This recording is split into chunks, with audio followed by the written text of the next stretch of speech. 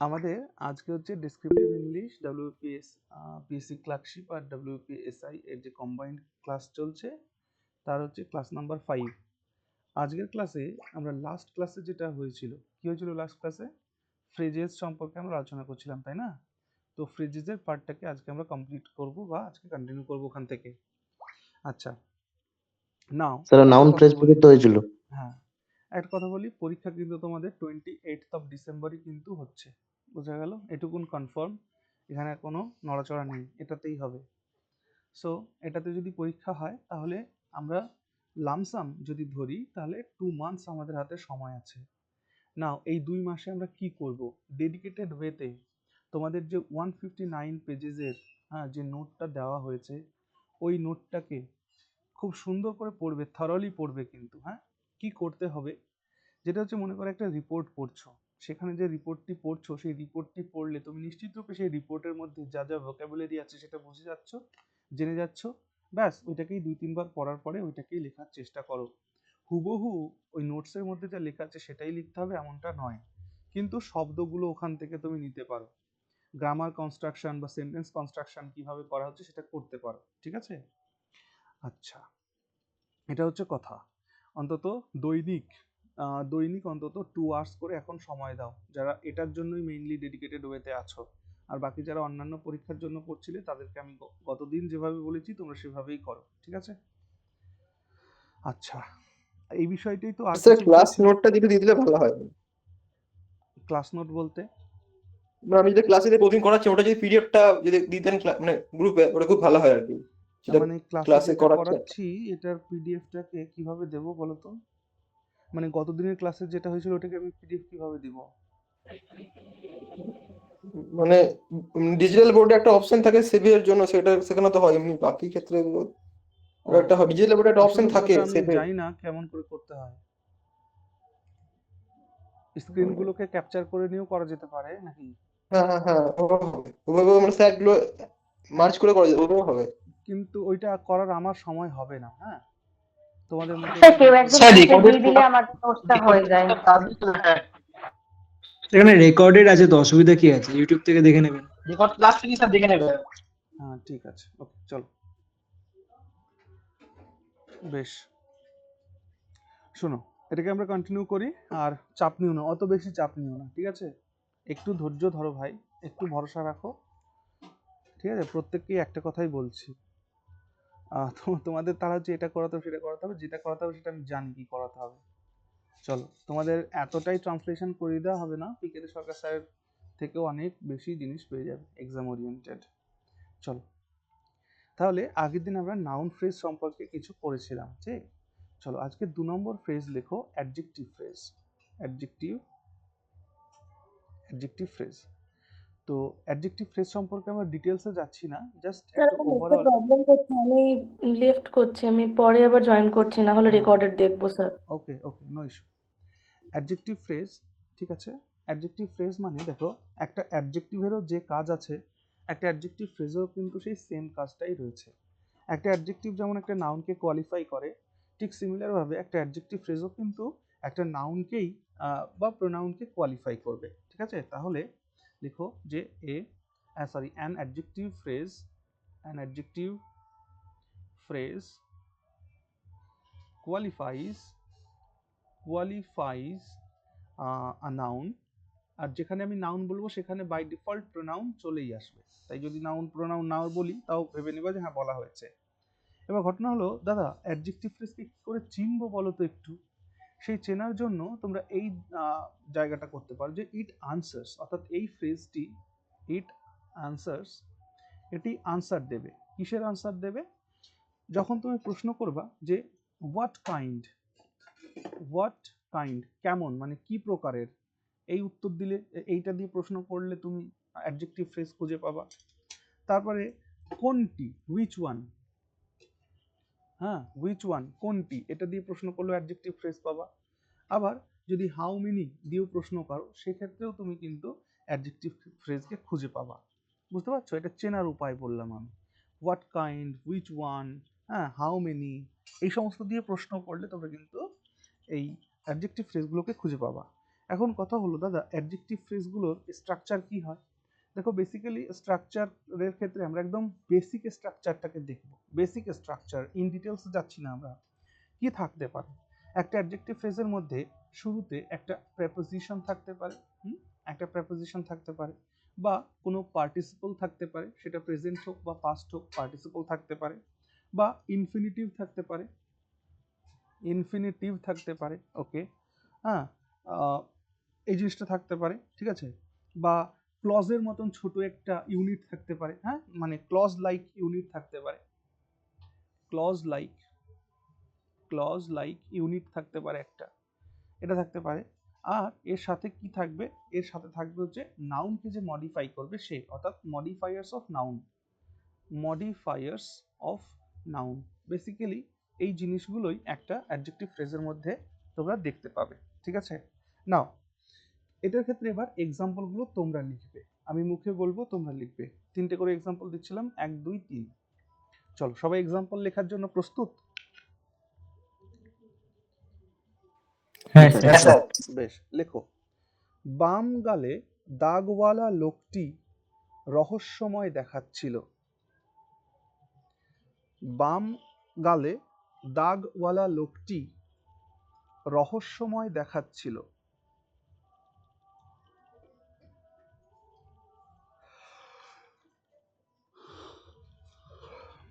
বাম গালে দাগওয়ালা লোকটি রহস্যময় দেখাচ্ছিল। Full stop. তোমরা একবার নিজেরা কল্পনা করবে যে ধরনের ট্রান্সলেশন আমি তোমাদেরকে এখানে করাচ্ছি সেগুলো পরীক্ষাতে আসার চান্স আছে কিনা একবার ভেবে দেখো। তারপরেরটা লেখো। লেখো, অষ্টাদশ শতকে লেখা বইটি, অষ্টাদশ শতকে লেখা বইটি, অষ্টাদশ শতকে লেখা বইটি এখনো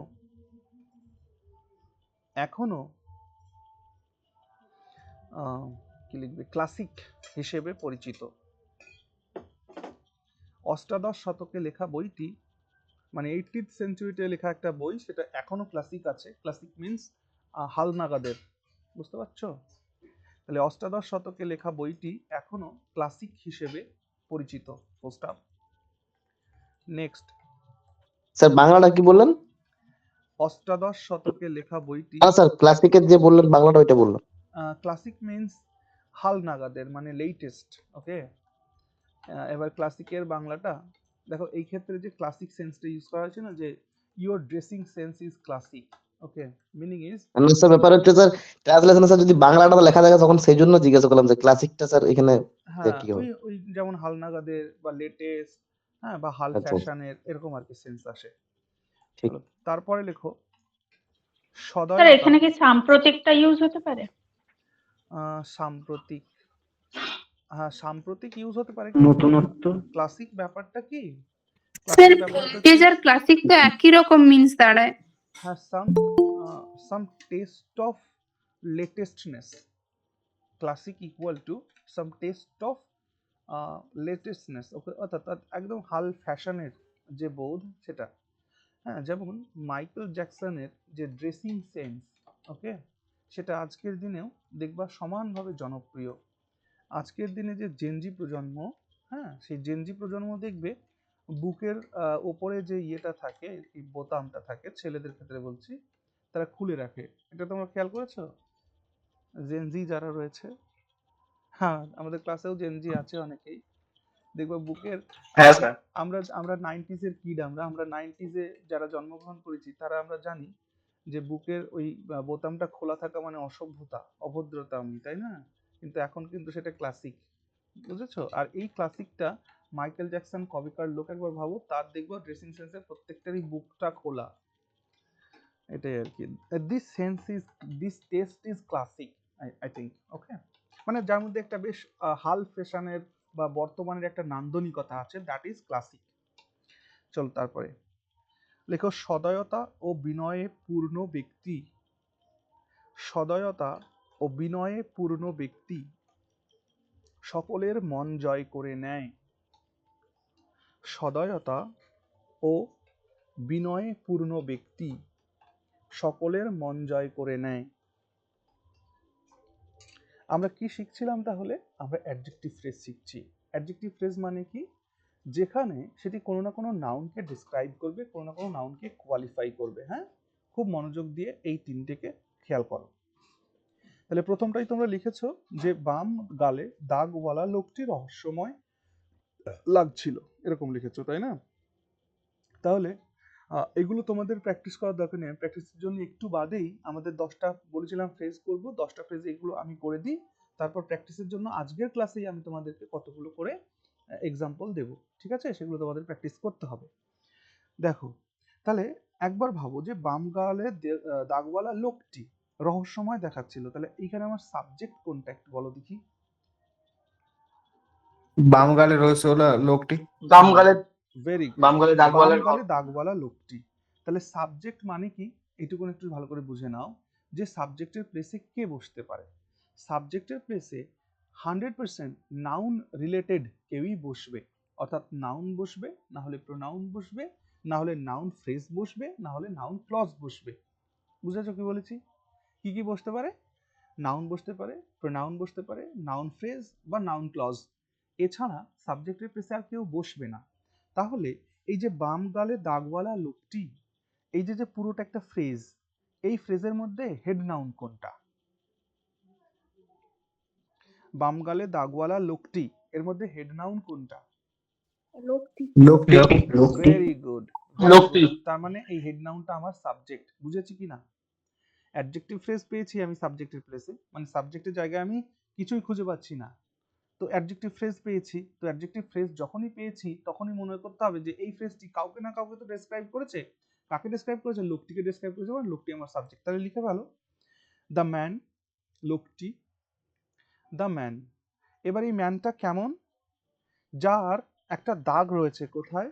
গালে, চিকে রয়েছে, তাই না?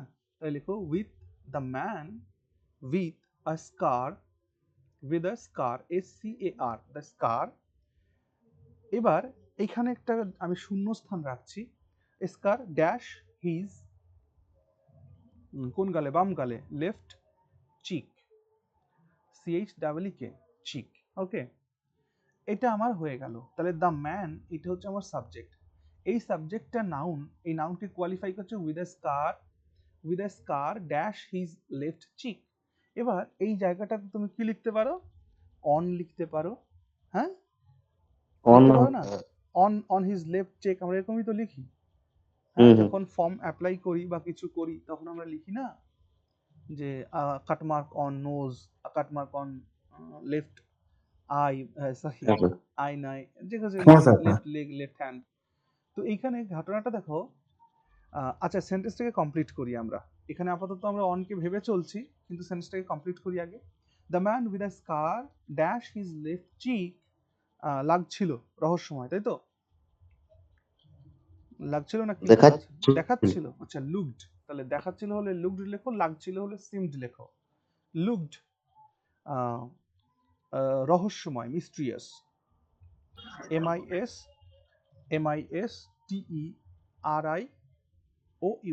মিস্ট্রিয়াস। ওকে, তাহলে the man with a scar on his left cheek looked mysterious. এই যে যখনই তুমি বললে যে অন, হ্যাঁ, দেখো একটা জিনিস মাথায় রাখবা, একটা জিনিস রাইটিংসের ক্ষেত্রে ট্যাপিংটা খুব ইম্পর্টেন্ট, মানে ট্যাপ করাটা খুব important. Tap means T for tense, A for article, and P for preposition. T for what? Tense. A for what? Article. P for what? Preposition. এই তিনটে জিনিসকে যদি আমরা খুব ভালো করে ধাতস্থ করতে পারি, আর আমাদের এই প্রত্যেকটা ক্লাসের মধ্যে যেহেতু 28 তারিখেই পরীক্ষার ডেট দিয়ে দিয়েছে, সেই জন্য না আমি আর বেশি ডিপ গ্রামারের মধ্যে প্রবেশ করব না, বলে দিচ্ছি। আমি যেটা করব এখন, তোমাদের এই তিনটে জিনিসকে ইমপ্রুভ করার চেষ্টা করব। এত এত এত এত এক্সাম্পল আমরা করার চেষ্টা করব, যাতে করে টেন্স, আর্টিকেল অ্যান্ড প্রেপোজিশন এই তিনটে জিনিস যাতে আমাদের কারেক্টনেসের জায়গাতে আমরা আসতে পারি। কেন কি, যখনই একজন এক্সামিনার খাতা দেখবেন, একজন এক্সামিনার খাতা দেখার সময় এই তিনটে জিনিস খুব চোখে বাঁধে। যেমন এই সেন্টেন্সটি যখন আমি লিখলাম, the man with a scar on his left cheek looked mysterious, তোমরা যখন এটা লিখছো একদম 100% ঠিক লিখেছো, একটুও ভুল লেখোনি। কিন্তু একবার ভেবে দেখো তো, বাম গালে দাগ লাগা, বাম গালে একটা স্কার রয়েছে, একটা দাগ রয়েছে, তার জন্য একটা লোককে মিস্ট্রিয়াস লাগবে, এটা কেমন হতে পারে? তাহলে দাগটা কি একদম ছোটখাটো এরকম একটু দাগ, নাকি দাগটা এরকম মানে এরকম দাগটা স্যার বড়, বড় কাটা কাটা বড়, সেলাই বড় দাগ দাগ। আছে? বড় দাগ, ভেরি গুড।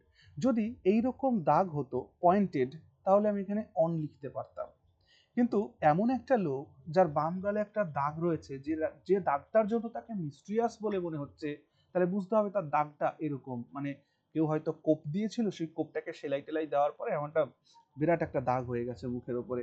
সে কোন সেন্সটা নিচ্ছে এই সেন্টেন্সের মধ্যে, এই পয়েন্টের দাগ নাকি এই নিচের দাগটার মতো? নিচের নিচে থাকলে মতো। তাহলে এইটার ক্ষেত্রে আমি কি অন ইউজ করাটা আমার যুক্তিযুক্ত হবে? যদিও গ্রামাটিক্যালি ইটস ওকে, নো না ইস্যু, স্যার, বাট এটা যুক্তিযুক্ত হবে না। সেই জন্য আমরা এখানে অন ইউজ করব না, আমরা এখানে একটা প্রেপোজিশন ইউজ করবো অ্যাক্রস, ACROSS। Why across? কারণ তার এরকম একটা দাগ সারা গালটা জুড়ে রয়েছে, বুঝতে পারলে? অন মিন্স ঠিক পয়েন্টেড একটা প্লেস, আর অ্যাক্রস মিন্স বেশ কিছুটা জায়গা জুড়ে। এইটুকুনি তফাৎ লেখার মধ্যে, বুঝেছো কি বলেছি আমি?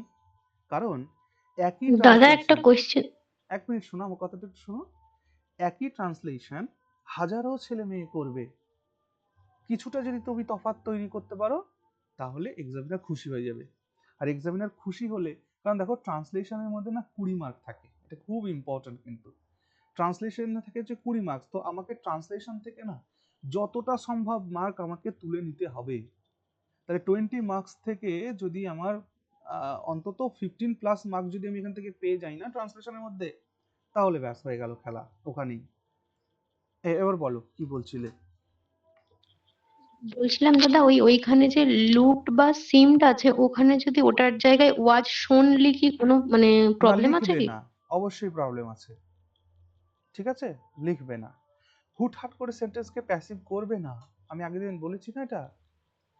আচ্ছা আচ্ছা, যখন ঠিক আছে, ওকে। সাবজেক্টের গুরুত্ব রয়েছে তখন সেই সেন্টেন্সটাকে অ্যাক্টিভ ভয়েসে লেখো, যখন অবজেক্টকে গুরুত্ব দিতে হবে তখন সেটাকে প্যাসিভ করে লেখো, নো ইস্যু। যেমন আমাকে কেউ একজন হোয়াটসঅ্যাপে বোধহয় জিজ্ঞেস করছিলে, দাদা এটা কি লেখা যাবে? হ্যাঁ, লেখা তো যাবে, তুমি যখন গ্রামার মেনটেন করে লিখছো, লিখতে কোনো অসুবিধা নেই। কিন্তু বলো তো দেখি, জটিল সটিল লেখা ভালো লাগে নাকি সাবলীল লেখা ভালো লাগে? বলো। আচ্ছা স্যার, বলছি আবার সেটা আবার বুঝবো বলুন। কি করে যে কোন ক্ষেত্রে কোনটাকে বেশি প্রেফারেন্স দিতে হবে, তার কি কোনো বোঝার উপায় আছে? অবশ্যই বোঝার উপায় আছে। একটা প্যারাগ্রাফ পড়লে তুমি 100% বুঝে যাবে যে কোনটাতে জোর দেওয়া আছে, কোনটাতে জোর দেওয়া উচিত, কোনটাতে জোর দেওয়া উচিত নয়। বুঝেছো? একটা আচ্ছা স্যার, মল, বলছি যে হ্যাঁ পরবর্তীতে আমি এরকম বলছি, কয়েকটা এক্সাম্পল রাখবেন যাতে হ্যাঁ, মানে আমরা সেই জিনিসটা আচ্ছা ওকে, এগুলো এগুলো ধীরে ধীরে হয়ে যাবে। কারণ আমি যখন প্রত্যেকটা কথা বলছি প্রত্যেকটার ক্ষেত্রে আমি এক্সাম্পল দিতে গেলে অনেক প্রবলেম আছে। ব্যাপারটা হচ্ছে এগুলো একটু নিজেরা বুঝতে হবে এখন। হ্যাঁ, আমরা এখন বড় হয়েছি, দেখো আমি তোমাকে বোঝাচ্ছি। মনে করো যে এমন একটা টপিকে আমাদের রিপোর্ট রাইট করতে দিয়েছে, মনে করো একটা মলে আগুন লেগে গেছে, সেখানে মলটা আমার কাছে ইম্পর্ট্যান্ট না। হ্যাঁ, the fire was burning the mall, হ্যাঁ, এমনটা লিখলে ঠিক হবে না, বলতে হবে the the mall was burned.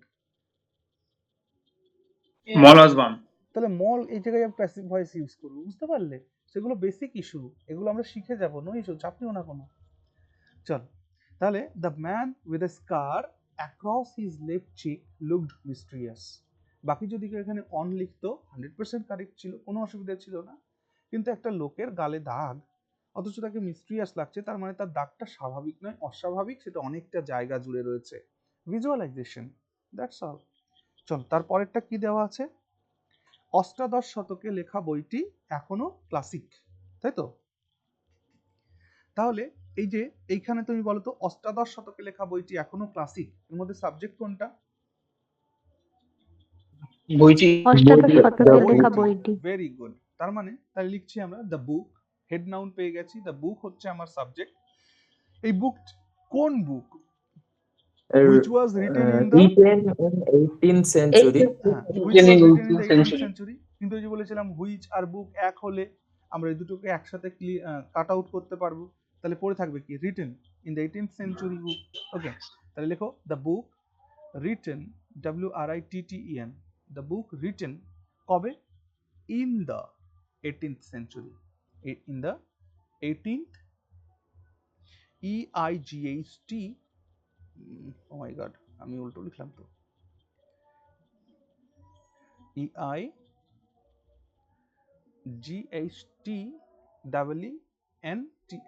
18th. ওকে, তাহলে 18th century, Still considered as a classic. হ্যাঁ সেঞ্চুরি, ব্যাস। তারপরে বলো দেখি কি লিখবে। তাহলে আমার সাবজেক্ট পেয়ে গেছো দ্য বুক, কোন book? Written in the 18th century. Okay, এটা ভার্বটা কি? স্যার দা বুকের পরে কি স্যার কমা দিতে হবে? না, একদমই না, কমা দিতে হবে না। The book written in the 18th century, তারপর কি লিখবে? পরিচিত দাদা। পরিচিত। এটার জন্য কি লিখতে চাচ্ছ?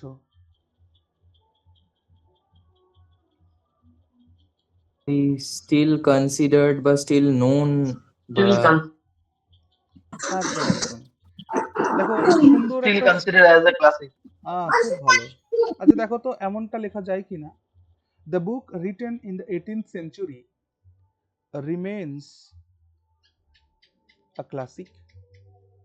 দেখো তো লেখার মানটা বাড়লো কিনা। একদম। The book written in the 18th century remains a classic.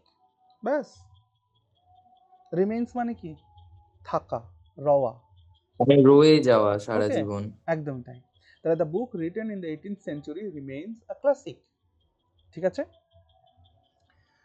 চলো তারপরে কি দেওয়া ছিল 3 নম্বর বাক্যে? সদয়তা ও বিনয়ে পূর্ণ ব্যক্তি সকলের মন জয় করে। তাহলে ব্যক্তি, আ পারসন, কেমন person? Full of Full of kindness,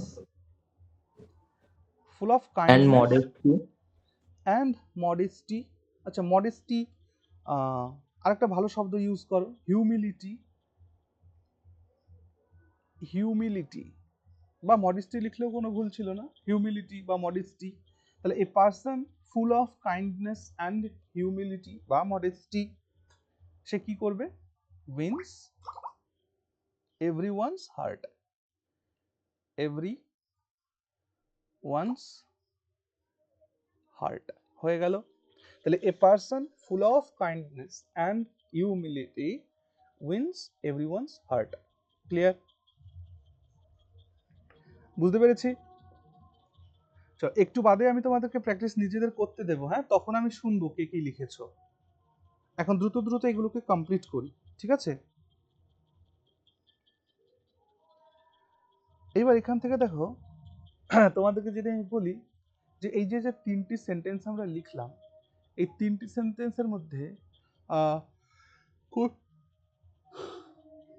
এই 2 নম্বর সেন্টেন্সটাকে খেয়াল করো। 2 নম্বর সেন্টেন্সের মধ্যে দেখো the book written in the 18th century। এই যে দাদা written, তোমার নেটওয়ার্ক ইস্যু হচ্ছে, কেটে কেটে পাচ্ছি। এখন কথা না ক্লিয়ার? স্যার আমাদের ঠিকই আছে, আমরা শুনতে পাচ্ছি ঠিকঠাক। না স্যার ঠিক আছে। না স্যার ঠিক আছে, স্যার ঠিক আছে ঠিক আছে okay okay. Written in the 18th century, এই যে রিটেন ইন দ্য মানে যখনই পার্টিসিপেল দিয়ে শুরু হয় তখন পার্টিসিপিয়াল ফ্রেজও সেটা হয়ে যায়। আচ্ছা ছেড়ে দাও, ওটা যখন আমরা করবো একটু বাদে তখনই দেখবো। হ্যাঁ ঠিক আছে, তাহলে এই পর্যন্ত হয়েছে, মুছে দিই। সরি দাদা, আমারই নেটওয়ার্ক ইস্যু ছিল। হ্যাঁ ইটস ওকে, প্রবলেম, ঠিক আছে। স্যার লাস্ট লাইন একটু বলবেন স্যার? সেন্টেন্সের মধ্যে কমা কখন লাগাতে হয় একটু হ্যাঁ মানে comma ভুল যখন হয়ে হয়- যাচ্ছে আর কি। আচ্ছা ওকে ওকে, আমি এটা একটু বুঝিয়ে দিই নাহলে ভুল হবে। দেখো ভাই, আমরা 2 নম্বর সেন্টেন্সটাকেই ধরে চলছি। 2 নম্বর সেন্টেন্সটা হচ্ছে যে কমা, আচ্ছা অ্যাডজেক্টিভ ফ্রেজ আর অ্যাপোজিটিভ ফ্রেজ এই দুটোকে বুঝলেই ক্লিয়ার হয়ে যাবে ব্যাপারটা। ভালো করে শুনুন, দুটো কথা বললাম। একটা বললাম হচ্ছে অ্যাডজেক্টিভ ফ্রেজ, আরেকটা হচ্ছে অ্যাপোজিটিভ ফ্রেজ। এই দুটো জিনিসকে বুঝলেই কমপ্লিট হয়ে যাবে জিনিসটা। আচ্ছা তার আগে আরেকটা কথা শোনো, এটা তো আমরা পড়বোই আজকে ফ্রেজের মধ্যে। অ্যাডজেক্টিভটাকে নিয়ে একটু ভালো করে ভাবো। কি ভাবো ভাই আমার? অ্যাডজেক্টিভ না 3 প্রকারের হয়। কয় প্রকারের হয় অ্যাডজেক্টিভ? অ্যাডজেক্টিভ 3 প্রকারের হয়। একটাকে বলা হয় আইডেন্টিফাইং, আরেকটাকে বলা হয় নন আইডেন্টিফাইং, আরেকটাকে বলা হয় সিচুয়েশনাল। হ্যাঁ, আমি ভাবি ডিপে যাব না, তবুও বলতে হচ্ছে। এই যে কমা বললে আমি একটু এখনই শিখিয়ে দিচ্ছি, একটু ধৈর্য ধরে শোনো। আইডেন্টিফাইং, নন আইডেন্টিফাইং আর সিচুয়েশনাল, এটাকে আমি অ্যাডজেক্টিভ ক্লজের মধ্য দিয়ে বোঝাই। যেহেতু আমাদের রাইটিংসের ক্লাস চলছে, তাহলে বুঝতে সুবিধা হবে। দেখো, যেটি আইডেন্টিফাইং অ্যাডজেক্টিভ ক্লজ হবে, সে একটা নাউনকে ইন্ট্রোডিউস করবে। অর্থাৎ এই আইডেন্টিফাইং অ্যাডজেক্টিভ ক্লজের কাজ হচ্ছে টু ইন্ট্রোডিউস আ নাউন। এই যে টু ইন্ট্রোডিউস আ নাউন মানে কি বুঝলে? যে নাউনটাকে ইন্ট্রোডিউস করবে, যে নাউনটিকে আমাদের সকলের সামনে পরিচয় ঘটিয়ে দেবে। ওকে। আর নন আইডেন্টিফাইং অ্যাডজেক্টিভ মানে কি? এ আমাদের আইডেন্টিফাই করবে না, এ আমাদেরকে ইন্ট্রোডিউস করবে না নাউন সম্পর্কে। কেন? কারণ the noun is already introduced or identified. তাহলে সে কি করবে? এই নন আইডেন্টিফাইং অ্যাডজেক্টিভ ক্লজের কাজ হচ্ছে to give extra information, A extra information দেবে কার সম্পর্কে? ওই নাউন সম্পর্কে। ওকে। তাহলে আইডেন্টিফাইং অ্যাডজেক্টিভ ক্লজের কাজ হচ্ছে একটা নাউনকে ইন্ট্রোডিউস করা, একটা নাউনকে আইডেন্টিফাই করা। আর নন আইডেন্টিফাইং অ্যাডজেক্টিভ ক্লজের কাজ হচ্ছে এটা ওই নাউন সম্পর্কে এক্সট্রা কিছু ইনফরমেশন আমাদেরকে দেবে, সেটা কোনো নাউনকে ইন্ট্রোডিউস করবে না। ওকে। আর সিচুয়েশনাল অ্যাডজেক্টিভ ক্লজ যেটা, সেটা হচ্ছে গোটা সিচুয়েশনটাকে সে ডেসক্রাইব করবে। কি করবে? গোটা সিচুয়েশনটাকে ডেসক্রাইব করবে। ঠিক আছে? অর্থাৎ describes the whole situation. Okay, situation, গোটা সিচুয়েশনটাকে সে ডেসক্রাইব করবে। এবার এক্সাম্পলগুলো ভালো করে খেয়াল করো। আমি বললাম যে দ্য ম্যান, আমায় বলো তো দ্য ম্যান, এইটার ক্ষেত্রে এই ম্যান সম্পর্কে তোমাদের কোনো ধারণা আছে? এই লোকটি কে আসলে? না না স্যার, না কোনো ধারণা নেই। এবার এই ম্যানটা আমি বললাম কি, the man gave it to me, first টেন্সে করলাম গেভ ইট টু মি, অর্থাৎ লোকটি আমাকে এটি দিয়েছিলেন। The man gave it to me, অর্থাৎ লোকটি এটি আমাকে দিয়েছিলেন। এখন এই লোকটি বলতে কোন লোকটি? এর কোনো পরিচয় আছে এখানে? নেই। এবার এখানে যদি আমি কোনো না, ক্লজকে ইন্ট্রোডিউস করি, দেখো আমি বললাম হু হু হু called me yesterday, ঠিক আছে? gave it to me। তাহলে the man who called me yesterday gave it to me, অর্থাৎ এবার লোকটি চেনা হয়ে গেছে কিনা দেখো তো। কোন লোকটি আমায় এটি দিয়েছিল? আরে যে লোকটি যে কাল গতকাল আমাকে কল ডেকেছিল করেছে। বা কল না স্যার, করেছিল। কালকে বুঝতে পারছো কি বলছি? তাহলে এই ক্লজ দ্বারা এই হ্যাঁ, স্যার। নাউনটিকে ইন্ট্রোডিউস বা আইডেন্টিফাই করা হয়েছে, তাই না? তাই তো? হ্যাঁ স্যার। হ্যাঁ স্যার। তো সেই ক্ষেত্রে এখানে আমি কোনো কমা ইউজ করেছি? না। না। করিনি। না স্যার। এবার ঘটনা হচ্ছে যে আমি এখানে চাইলে এই জায়গাতে একটা কমা দিতে পারি। এখন কথা হলো, কেন দাদা তুমি এখানে কমা দেবে ইয়েস্টারডের পরে? কেন কমা দিবে? কারণ দেখো, সাবজেক্ট আমার এই যে দ্য ম্যান, অনেকক্ষণ পর গিয়ে আমার ভার্ব আসছে। এই ম্যানের ভার্বটা কই? এই ম্যানের ভার্বটা গেভ না, অনেকক্ষণ পরে ভার্ব আসছে, তাই জন্য আমি এখানে একটা কমা দিতে পারি। চাইলে, না চাইলে নাও দিতে পারি। বুঝলে কি বলেছি? তাহলে আইডেন্টিফাইং অ্যাডজেক্টিভ ক্লজে আমরা নো কমাস, অর্থাৎ এখানে আমরা কোনো কমা ব্যবহার করি না। এটা একটা পয়েন্ট গেল। এবার আসো নন আইডেন্টিফাইং অ্যাডজেক্টিভ ক্লজটা দেখো। আমি বললাম যে our high school English teacher,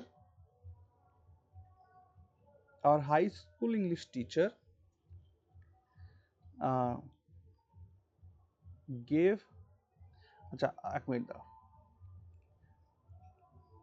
Our high school English teacher gave it to me. একই সেন্টেন্স, দ্য ম্যান ছিল এখানে, আর our high school English teacher, এখানে দেখো teacher head noun, so teacher is already identified, yes or no? আমাদের হ্যাঁ। High স্কুলের হ্যাঁ, স্যার। ইংরেজির শিক্ষক আমাকে এটি দিয়েছিলেন, তার মানে এই টিচারটি আর অপরিচিত নয়, টিচারটি অলরেডি আইডেন্টিফাইড আর অলরেডি ইন্ট্রোডিউসড। তাহলে এইটাকে যখন আমি ডেসক্রাইব করবো এই টিচারকে, তখন আমি কি করবো, একটা কমা দিয়ে দিব, কমা দিয়ে লিখবো who now lives in Kolkata, who now lives in Kolkata, যে এখন কলকাতাতে থাকে, একটা কমা দিয়ে ক্লোজ করে তারপর লিখবো গেভ ইট টু মি। অর্থাৎ our high school English teacher who now lives in Kolkata gave it to me, যিনি আমাকে এটি দিয়েছিলেন। এই যে ক্লজটা তোমরা পেলে, হু লিভস ইন কলকাতা, এটা কি এই টিচার সম্পর্কে এক্সট্রা ইনফরমেশন দিচ্ছে, হ্যাঁ কি না? হ্যাঁ হ্যাঁ, স্যার। স্যার। অথচ এই ক্লজটি এই টিচারকেই ডেসক্রাইব করছে বা কোয়ালিফাই করছে, তাই তো? তাহলে যেহেতু টিচারকে, নাউনকে হ্যাঁ। যেহেতু কোয়ালিফাই করছে, সেই কারণে এটা অ্যাডজেক্টিভ ক্লজ হলো। কিন্তু অ্যাডজেক্টিভ ক্লজের কোন টাইপে হলো, আইডেন্টিফাইং না নন আইডেন্টিফাইং? নন আইডেন্টিফাইং। নো, নন আইডেন্টিফাইং। আইডেন্টিফাইং হলে তো ইন্ট্রোডিউস করতো, but teacher is already introduced. হ্যাঁ, এটাতে এক্সটেন্ড হ্যাঁ, প্রথম কথা হচ্ছে আমাদের টিচার, দ্বিতীয় কথা হচ্ছে আমার হাই স্কুলের টিচার, তৃতীয় কথা হচ্ছে ইংলিশের teacher, so teacher is already identified. But who now lives in Kolkata, যিনি এখন কলকাতাতে থাকেন, এটা এক্সট্রা ইনফরমেশন দেওয়া হলো এই ক্লজটার মাধ্যমে, তাহলে এটা নন আইডেন্টিফাইং অ্যাডজেক্টিভ ক্লজ, বুঝতে পারলে? সেই জন্য এখানে কমা দিলাম, বুঝলে কি না বুঝলে না? স্যার হ্যাঁ স্যার। স্কুলের পরে কি কোনো এস টেস হবে কি? না, কিচ্ছু হবে না, ঠিক আছে? আচ্ছা, যেমন দেখো, এটাকে বলা হয়, স্যার এখানে দু জায়গাতে এক মিনিট, কি এটাকে কোনটা বলা দিতে হয় হবে? ক্লাসিফায়ার। দাঁড়া, ওই বোনটির কথা উত্তর দিনি। এটাকে বলা হয় ক্লাসিফায়ার। যেমন ধরো দুজন লোক তোমার সামনে বসে আছে, দুজন লোক, একজন হচ্ছে প্রাইমারি স্কুলের শিক্ষক আর একজন হাই স্কুলের শিক্ষক। যখন তুমি জিজ্ঞেস করবে তুমি কি করো হে, সে উত্তর দেবে আমি হাই স্কুল টিচার। আর তোমার সামনে যে প্রাইমারি, সে বলবে কি আমি প্রাইমারি টিচার। এগুলোকে বলা হয় ক্লাসিফায়ার। নাউন যখন অ্যাডজেক্টিভের কাজ করে তখন সেটা হয় ক্লাসিফায়ার, এখানে অ্যাপোস্ট্রফ এস দরকার নেই। ওকে? Okay sir. হ্যাঁ বলো, আর কেউ কি জিজ্ঞেস করছিলে বলো? হ্যাঁ স্যার, বলছিলাম যে এখানে কি ওই কমাটা যে দিয়েছি ওটা দুটো জায়গাতে কি দিতে হবে? হ্যাঁ, দুটো জায়গাতেই কমা দেবো। দেখো এই কমাটা মেইন, এই কমাটা হচ্ছে প্রধান, আর এইখানের কমাটা দিচ্ছি কেন, অনেকক্ষণ পরে ভার্ব আসছে না তাই। মানে টিচার সাবজেক্ট আমার এখানে রয়েছে, আর এইখানে গিয়ে ভার্ব আসছে, অনেকক্ষণ পরে ভার্ব আসছে বলে আমি এখানে একটা কমা দিয়ে দিয়েছি, বুঝেছো? হ্যাঁ স্যার, বলছি সেকেন্ড কমাটা কি মানে দিতে হবে, না দিলেও অসুবিধা হবে? হ্যাঁ অবশ্যই, এইটার ক্ষেত্রে এখানে যখন কমা আছে তো এখানে তোমায় একটা কমা দিয়ে দিতে হবে। ওকে? আর ওপরেরটার ক্ষেত্রে তুমি এখানে কমা না দিলেও চলতো, অর্থাৎ the man who called me yesterday gave it to me, running করতে পারতে। কমা মানে কি একটু বোঝো ভাই, কমা মানে পাংচুয়েশন, যেখানে তুমি থামছো। হ্যাঁ, for a while our high school English teacher who now lives in Kolkata gave it to me. Okay, চলো। আর situational adjective clause, situational adjective clause, চলো একটা এক্সাম্পল লেখো। দেখো, মনে করো যে তোমার বার্থডে, তোমার বার্থডেতে তুমি তোমার নিজের জন্য একটা গাড়ি কিনেছো, আর তুমি নিজের জন্য একটা গাড়ি কিনেছো বলে তোমার গার্লফ্রেন্ড ক্রেজি হয়ে গেছে, পাগল হয়ে গেছে, কারণ সে জানে যে গাড়ি ওই ব্যাটা কিনেছে কিন্তু চড়বো তো আমি, বুঝতে পারলে? ওই জায়গা থেকে এক্সাম্পলটা লিখছি। দেখো, একটা সেন্টেন্স লিখছি, আমি লিখলাম যে I bought myself a car on my birthday,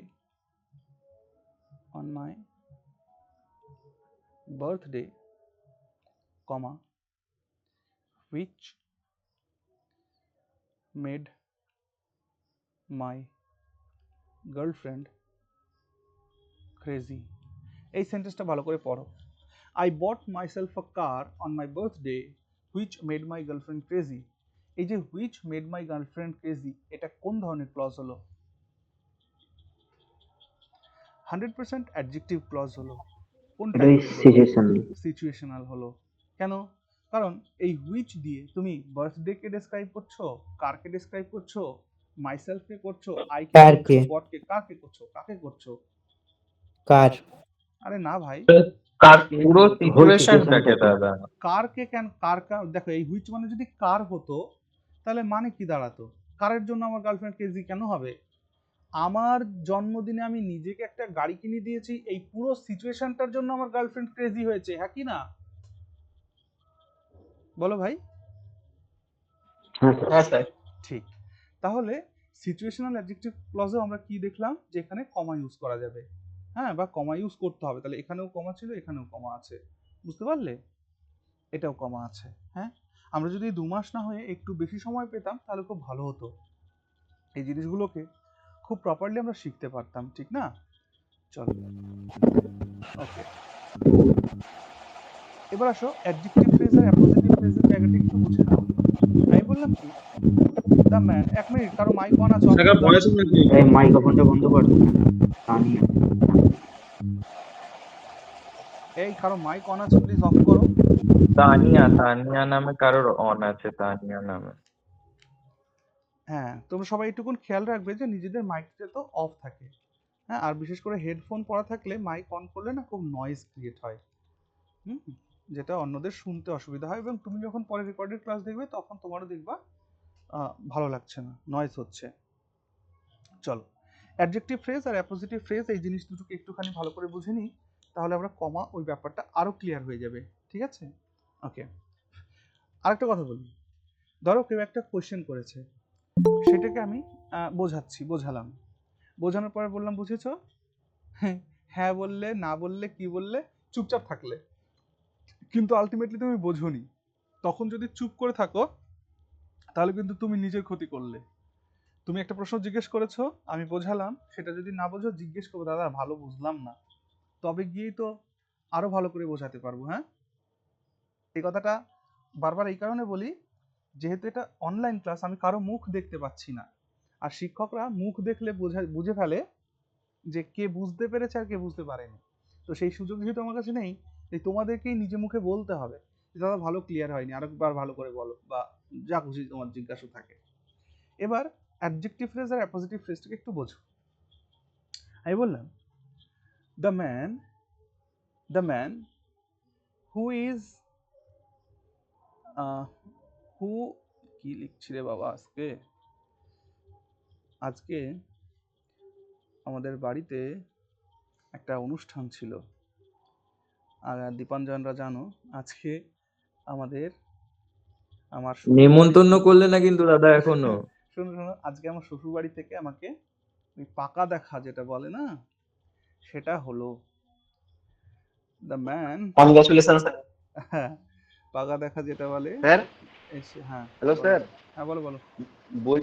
বলছি স্যার, দুর্গাপুরে আপনি কোন কলেজে আছেন? Deals, Durgapur institute deals of college. Legal studies, ওই গান্ধী মোড়ে। ওটা কোন দিকটাতে স্যার? গান্ধী মোড়ে, গান্ধী মোড়ে? হ্যাঁ, সিটি সেন্টারের আচ্ছা, পাশে। ঠিক আছে, যদি তাই দেখা হবে। অবশ্যই।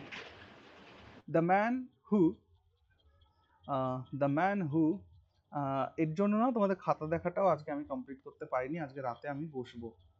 দ্য ম্যান হু, আজকে সেই ভোর উঠে কাক ভোরে উঠেছি, কাক ভোরে উঠে সবটা নিজে নিজে করেছি, এই একটু আগেই সবাই আর কি গেলেন বাড়ি থেকে। দ্য ম্যান হু ইজ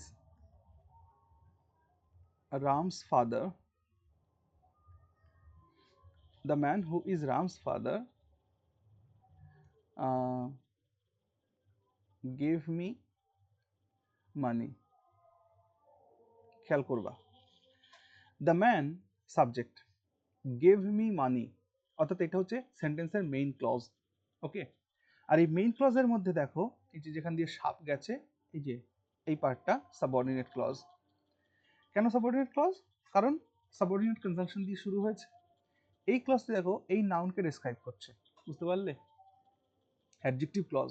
এবং the man gave me money, এটা বললে ম্যান সম্পর্কে আমাদের কোনো ধারণাই ছিল না, কিন্তু যখন বলে দিলাম হু ইজ রামস ফাদার, যিনি রামের বাবা, লোকটি যিনি রামের বাবা তিনি আমাকে টাকা দিয়েছিলেন। ওকে, তাহলে এই ক্ষেত্রে এই ক্লজটি কি করছে, রামকে এই ম্যানটিকে আইডেন্টিফাই করছে, এই ম্যানকে আইডেন্টিফাই, তাই এটাকে কি বলবো আমরা, আইডেন্টিফাইং অ্যাডজেক্টিভ ক্লজ বলবো। ওকে, এবার অ্যাপজিটিভ ফ্রেজের ক্ষেত্রে কি হয় ভালো করে বোঝো। অ্যাপজিটিভ ফ্রেজের ক্ষেত্রে এই সেন্টেন্সটাকেই লিখবো, the man, okay, the man, কে, ম্যানটা কে, কমা দিয়ে লিখবো রামস ফাদার, রামের বাবা, gave me money, gave me money. বুঝতে পেরেছো কোথায় কমা দিতে হয় আর কোথায় দিতে হয় না? এখানে আমি ক্লজ ইউজ করেছিলাম, অ্যাডজেক্টিভ ফ্রেজ নয়, সরি, আচ্ছা অ্যাডজেক্টিভ ফ্রেজও বলছি, অ্যাডজেক্টিভ ক্লজ ইউজ করলাম এখানে আমি, আর এখানে ইউজ করেছি আমি অ্যাডজেক্টিভ ফ্রেজ। এটাকে কি বলে, অ্যাপজিটিভ ফ্রেজ বলে। অ্যাপজিটিভ ফ্রেজ মানে কি, অ্যাপজিটিভ কথার অর্থ হচ্ছে নাউনকে চেনানোর জন্য অন্য নাউনের প্রয়োগ। আরেকবার বলি, নাউনকে চেনানোর জন্য অন্য নাউনের প্রয়োগ। ওকে, কেমন দেখো, আমি বললাম যে সীতা, সীতাটাকে ওয়াইফ অফ রাজা রাম, ওকে, মাদার অফ লব অ্যান্ড কুশ, ওকে, এই যে কথাগুলো, wife of Ram, mother of লব অ্যান্ড কুশ, এগুলো সব হচ্ছে অ্যাপজিটিভ ফ্রেজ, অর্থাৎ নাউনকে চেনানোর জন্য অ্যানাদার একটা নাউন। ঠিক, যেমন আমরা বলি না, এই পাড়ায় রামবাবু জানিস মারা গেছেন, এবার সহজেই প্রশ্ন উঠবে, বা পাড়ায় তো 2-3টে রামবাবু আছে, কোন রামবাবু, আরে যিনি ডাক্তার, বুঝতে পারলে, অর্থাৎ রামবাবু কমা ডক্টর পাসড অ্যাওয়ে। বুঝেছো কি বলতে চাইছি? এই যে রামবাবু তারপরে যে ডক্টর লিখলে কমা দিয়ে, এই ডক্টরটাই হয়ে যাবে অ্যাপজিটিভ ফ্রেজ বা অ্যাপজিশন ইন নাউন। বুঝেছো? স্যার এই রাম, হ্যাঁ বলো বলো। যে রামবাবু হু ইজ দ্য ডক্টর, তখন হ্যাঁ, ওটা ওটা ইয়ে অ্যাডজেক্টিভ হয়ে যেত ক্লজ না, হয়ে মানে যেত, adjective অ্যাডজেক্টিভ ক্লজ হয়ে phrase। যেত তখন ওটা। ওকে, আচ্ছা হ্যাঁ স্যার বুঝেছি বেশ, এবার এখানে চলে এসো। এবার দেখো এখানে কমা দেওয়ার কোনো জায়গা নেই, ঠিক আছে। The man with a scar across his left cheek, okay, looked mysterious. তো এই ম্যানকে ডিসক্রাইব করছে এটা, তো এখানে কোনো কমা হবে না। ওকে, যদি আমি এখানে অ্যাপজিটিভ ইউজ করতাম তাহলে কমা দিয়ে দিতাম, বাট এতটা পার্ট আমি অ্যাপজিটিভ ইউজ করিনি। কেন? কারণ অ্যাপজিটিভ ইউজ করতে গেলে নাউনের বদলে নাউনকে বসাতে হয়, বুঝলে? চলো, স্যার অ্যাপোজিটিভ করলে এরকম হতো নাকি sir, the man who has a scar on his cheek, না, এইভাবে? ওই যে হু হ্যাজ বললেই তো ক্লজ ইউজ করে ফেললে, অ্যাডজেক্টিভ ক্লজ, তাই হ্যাঁ এই ওটা ক্লজটা বুঝছি। ইউজ করবো না বলে ফ্রেজে এনেছি। ওকে, আচ্ছা ঠিক আছে। হ্যাঁ, লাস্টের লাইনটা একটু বলবেন? A person full of kindness and humility wins everyone's heart. Okay, okay sir. হ্যাঁ, চলো 3 নাম্বার ফ্রেজ। 3 নাম্বার ফ্রেজ কি আছে? 3 নাম্বার ফ্রেজের মধ্যে অ্যাডভার্ব ফ্রেজই ধরো, অ্যাডভার্ব ফ্রেজ, অ্যাডভার্ব ফ্রেজ। আচ্ছা, আমার যে বোনটিকে অ্যাড করা হয়নি গ্রুপে, তুমি অবশ্যই মেসেজ করে রাখবে, হ্যাঁ, ক্লাসের শেষে অ্যাড করে দেবো। চলো, অ্যাডভার্ব ফ্রেজের কাজ কি? যে অ্যাডভার্বের যা যা কাজ আছে, অ্যাডভার্বিয়াল ফ্রেজেরও তাই তাই কাজ আছে। একটা অ্যাডভার্ব ভার্বকে, অ্যাডজেক্টিভকে এবং অ্যানাদার কোনো অ্যাডভার্বকে যেমন করে কোয়ালিফাই করে, তো তেমনি অ্যাডভার্ব ফ্রেজও কিন্তু এই কাজগুলোই করবে। তাহলে লিখে রাখো যে an adverb phrase modifies a verb, modifies a verb। আচ্ছা, কালকে কি বার পড়ছে? বুধবার। হ্যাঁ স্যার। শোনো, হ্যাঁ স্যার। 6-7 তারিখে ক্লাস হবে না, যেহেতু 6-7 তারিখে আমার লাস্ট পরীক্ষা রয়েছে দুটো। এই কারণে কালকে বুধবারের ক্লাসে আমরা তোমাদের প্রেসি, এইটার কালকে আমরা মানে পোস্টমর্টম করব প্রেসির, ঠিক আছে? মানে দেখো 3-4টে সঠিক উপায় আছে, হ্যাঁ, এই কম সময়ে করার 3-4টে সঠিক উপায় আছে, সেগুলো সবটাই আমরা করব এবং কালকে ক্লাসে প্র্যাকটিসও করব। এর জন্য আজকে ক্লাসের শেষে তোমাদের কিছু প্রেসি প্র্যাকটিস করতে দেব, যেটাও নিয়ে কালকের ক্লাসে আলোচনা হবে, ঠিক আছে?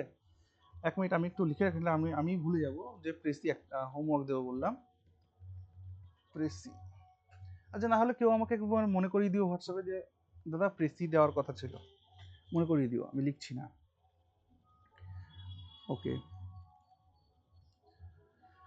চলো। Adverb phrase. An adverb phrase modifies a verb. An adverb, an adjective, এর আগে লিখে রাখো an adjective, an adjective। তাহলে একটা অ্যাডজেক্টিভকে, একটা ভার্বকে, একটা অ্যাডভার্বকে মডিফাই করে যে, সেই হচ্ছে অ্যাডভার্বিয়াল ফ্রেজ, ঠিক আছে? এবং এই কিসের কিসের উত্তর দেয়, যখন আমি এটাকে দিয়ে কোয়েশ্চেন করব, সে কোন কোন কোয়েশ্চেনের আনসার এ দেবে। সেটা যেমন আমি যদি হাউ দিয়ে প্রশ্ন করি, কিভাবে, আমি যদি হোয়েন দিয়ে কোয়েশ্চেন করি, কখন, আমি যদি হোয়ার দিয়ে প্রশ্ন করি, কোথায়, ঠিক আছে, হাউ, হোয়েন, হোয়ার। আমি যদি প্রশ্ন করি হোয়াই, কেন, ঠিক আছে। আমি যদি প্রশ্ন করি to what extent, to what extent, okay, etcetera. এই ধরনের জিনিসগুলো দিয়ে, অর্থাৎ how, when, where, why, to what extent, এগুলো আমি প্রিভিয়াস ক্লাসে বলেছিলাম যে 7টা মাদার ডাব্লিউএস ওয়ার্ড আছে, তার মধ্যে 3টেকে বাদ দিলে পরে 4টে, হ্যাঁ, সেগুলোর মধ্যে দিয়ে কি হয়, অ্যাডভার্বিয়াল খুঁজে পাওয়া যায়। এখানেও তাই, যেখানে যেখানে অ্যাডভার্ব খুঁজে পাওয়া যাবে, সেখানে সেখানে অ্যাডভার্বিয়াল ফ্রেজ, অ্যাডভার্বিয়াল ক্লজ সবই খুঁজে পাওয়া যাবে। ওকে, নাও এইটার উপরে আচ্ছা স্ট্রাকচার, একটা বেসিক স্ট্রাকচার দেখো, এদের মধ্যে কেমন দেখতে পাবে। হয় তুমি দেখবা যে সাধারণত অ্যাডভার্বিয়াল ফ্রেজগুলো কোনো প্রেপোজিশন দিয়ে, কোনো প্রেপোজিশন বা কোনো অ্যাডভার্ব দিয়ে শুরু হচ্ছে, কোনো প্রেপোজিশন বা কোনো অ্যাডভার্ব দিয়ে শুরু হচ্ছে, তারপরে একটা নাউন ফ্রেজ থাকতে পারে, হ্যাঁ, সামটাইম এর সাথে কিছু মডিফায়ার্সও থাকতে পারে। নাউন ফ্রেজ উইথ মডিফায়ার্স এটা থাকতে পারে। সো এই জিনিসগুলোকে আমি এখনই ভাঙতে যাব না, ভাঙতে গেলে অনেকটা লেন্দি হয়ে যাবে ব্যাপারটা, তো এটুকুন লিখে রাখো। আর এটা এতটাও ইম্পর্ট্যান্ট নয়, জাস্ট এক্সাম্পলগুলো ইম্পর্ট্যান্ট। চলো এটাই প্র্যাকটিস করবো আমরা এখন। চলো সবাই লেখার জন্য প্রস্তুত এক্সাম্পলগুলো? স্যার ওটা কি লিখেছেন আবার বলুন। Noun phrase Class with modifiers, noun phrase with WITH with modifiers, MODIFIERS, modifiers। চলো এক্সাম্পল লেখো যে লেখো সৈন্যরা অটল সাহস নিয়ে লড়েছিল, সৈন্যরা অটল সাহস নিয়ে লড়েছিল।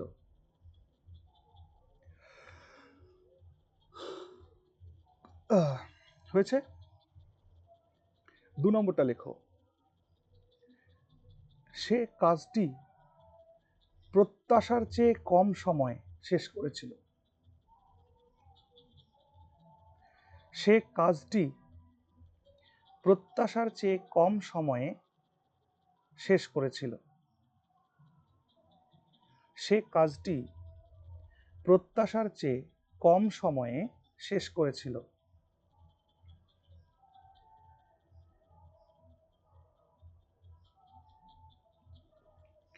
3 নম্বরটা লেখো,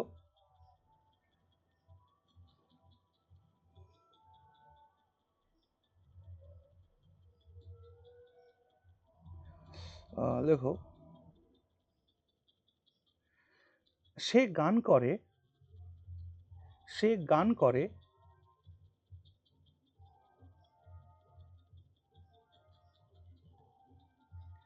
কৌশলের চেয়ে আবেগকে বেশি কাজে লাগিয়ে, সে গান করে কৌশলের চেয়ে আবেগকে বেশি কাজে লাগিয়ে, অর্থাৎ সে আবেগকে বেশি প্রেফারেন্স দেয় টেকনিকের থেকে, কৌশল থেকে। ওকে, চল এই 3টেকে আমরা কি করব, ট্রান্সলেট করব। তো প্রথমটা কি ছিল, সৈন্যরা অটল সাহস নিয়ে লড়েছিল। তাহলে সাবজেক্ট পেয়ে গেছো সৈন্যরা, the soldiers, the soldiers Fought bravely. fought, FOUGHT, fought, the soldiers fought, হ্যাঁ। এবার ব্রেভলি লিখলে এটা লেটা চুকে যেত, কিন্তু আমরা যেহেতু অ্যাডভার্বিয়াল ফ্রেজ লিখবো, তাই একটা শব্দের বদলে কয়েকটা শব্দ ইউজ করব। তাহলে the soldiers fought with unwavering, সুন্দর একটা শব্দ, আনওয়েভারিং কারেজ, কারেজ, সুন্দর একটা শব্দ শিখলে, আনওয়েভারিং। দেখো ওয়েভারিং মিন্স পরিবর্তনশীল, ঠিক আছে, ক্ষণস্থায়ী। আর আনওয়েভারিং মানে কি, সরানো যাবে না, ঠিক আছে, তার অপোজিট ওয়ার্ড আর কি, ওয়েভারিং এর অপোজিট ওয়ার্ড আনওয়েভারিং, মানে অটল।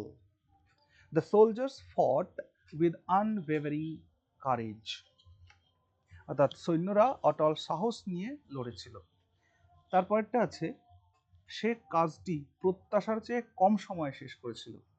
তাহলে সে কাজটি শেষ করেছিল, তাহলে লেখো হি He finished the কমপ্লিটেড বা ফিনিশড, হ্যাঁ দুটোই ঠিক আছে। হি কমপ্লিটেড বা finished the task, he completed or finished the task in less than in less time than expected।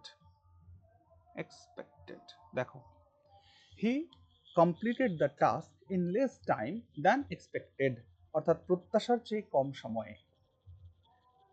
Clear, বুঝতে পারছি আমরা। তারপরে আছে, সে গান গায়, মানে আবেগ বেশি ব্যবহার করে কৌশল কম, এমনটা একটা বাংলা ছিল। তাই লেখো যে হি সিংস। ওকে, এবার আমি তোমাদের একটা সময় বলেছিলাম যে যখনই ট্রানজিটিভ ভার্ব লিখবে তখনই তার অবজেক্ট লিখতে হবে, এরকম বলেছিলাম না? হ্যাঁ খুব ভালো। কিন্তু কিছু কিছু স্যার। ভার্ব আছে যে ভার্বগুলো দিলে অটোমেটিক্যালি যে শ্রোতা, যে লিসেনার, সে বুঝে যায় সে কি কাজটি করেছিল। আচ্ছা, হি সিংস আ সং এর পরিবর্তে আর কিচ্ছু লিখতে পারো অবজেক্টের প্লেসে? কারণ গান ছাড়া কি অন্য কিছু গাওয়া যায়? না, না স্যার। তার মানে না। এখানে অবজেক্ট আমার না লিখলেও চলবে, বুঝলে তো কি বলেছি? তাহলে হি সিংস, আমার আর গান টান এ সং ফং দরকার নেই। He sings with more passion than technique. Okay, তাহলে দেখো he sings with more passion than technique, অর্থাৎ সে টেকনিকের থেকে প্যাশনকে বেশি ব্যবহার করে তার গানে। এই হয়ে গেল। দাদা একটা কোয়েরি ছিল। টেকনিকের জায়গায় ইমোশন দিলে হবে না?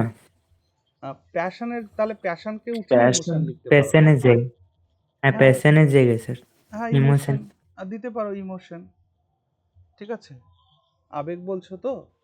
সো দাদা বলছি এবার যে একটা কথা দেখো, সেকেন্ডে প্যাশন অ্যান্ড ইমোশন এই দুটো এর মধ্যে একটু তফাৎ আছে ভাই আমার। Emotion means what? Emotion means what? সাধারণ আবেগ। আরেকবার বলো। এই সাধারণভাবে আবেগ। ইমোশন মানে ফিলিংস দাদা। ইমোশন মিন্স, একদমই তাই, ইমোশন মিন্স তো যেগুলো এক্সপ্রেস করা যায়। একদমই তাই, অনুভূতি। Emotion means feelings. পরিষ্কার কথা, খুব ভালো বলেছে ভাইটি আমার। ইমোশন মানে ফিলিংস। তোমরা দেখবা তোমাদের ফোনে ইমোজি থাকে, তাই না? ইমোজি, বিভিন্ন ধরনের ইমোজি, কান্না করছে, হাসছে, হাত মেলাচ্ছে, প্রণাম করছে, আছে না এরকম ইমোজি ফোনে? তো হ্যাঁ হ্যাঁ স্যার। স্যার। ওই ইমোশন থেকেই ইমোজি কথাটা এসছে। ওকে, অর্থাৎ যেটাকে আমার ইমোশন, যেটা আমার মধ্যে হচ্ছে, আমার ফিলিংস, ওকে, বাট প্যাশন ওই সেন্সে যায় না, বুঝলে ভাই? ইমোশন মানে আবেগ, এটা একেবারেই হ্যাঁ। ঠিক, কিন্তু passion one kind of emotion. yes, passion is one kind of emotion, একদমই তাই, ঠিক আছে। প্যাশন মানে কি বলতো, কোনো কিছুর প্রতি পজিটিভ সেন্স থাকা, পজিটিভ ফিলিংস থাকা। কোনো কিছুর প্রতি যদি আমার পজিটিভ ফিলিংস থাকে, that is called passion.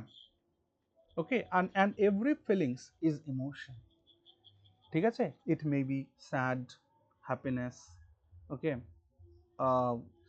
amazing, puzzled, startled, everything it can be। চলো চলো দাদা আবার একটা বলছি, কোয়েরি ছিল। হ্যাঁ হ্যাঁ শুনবো।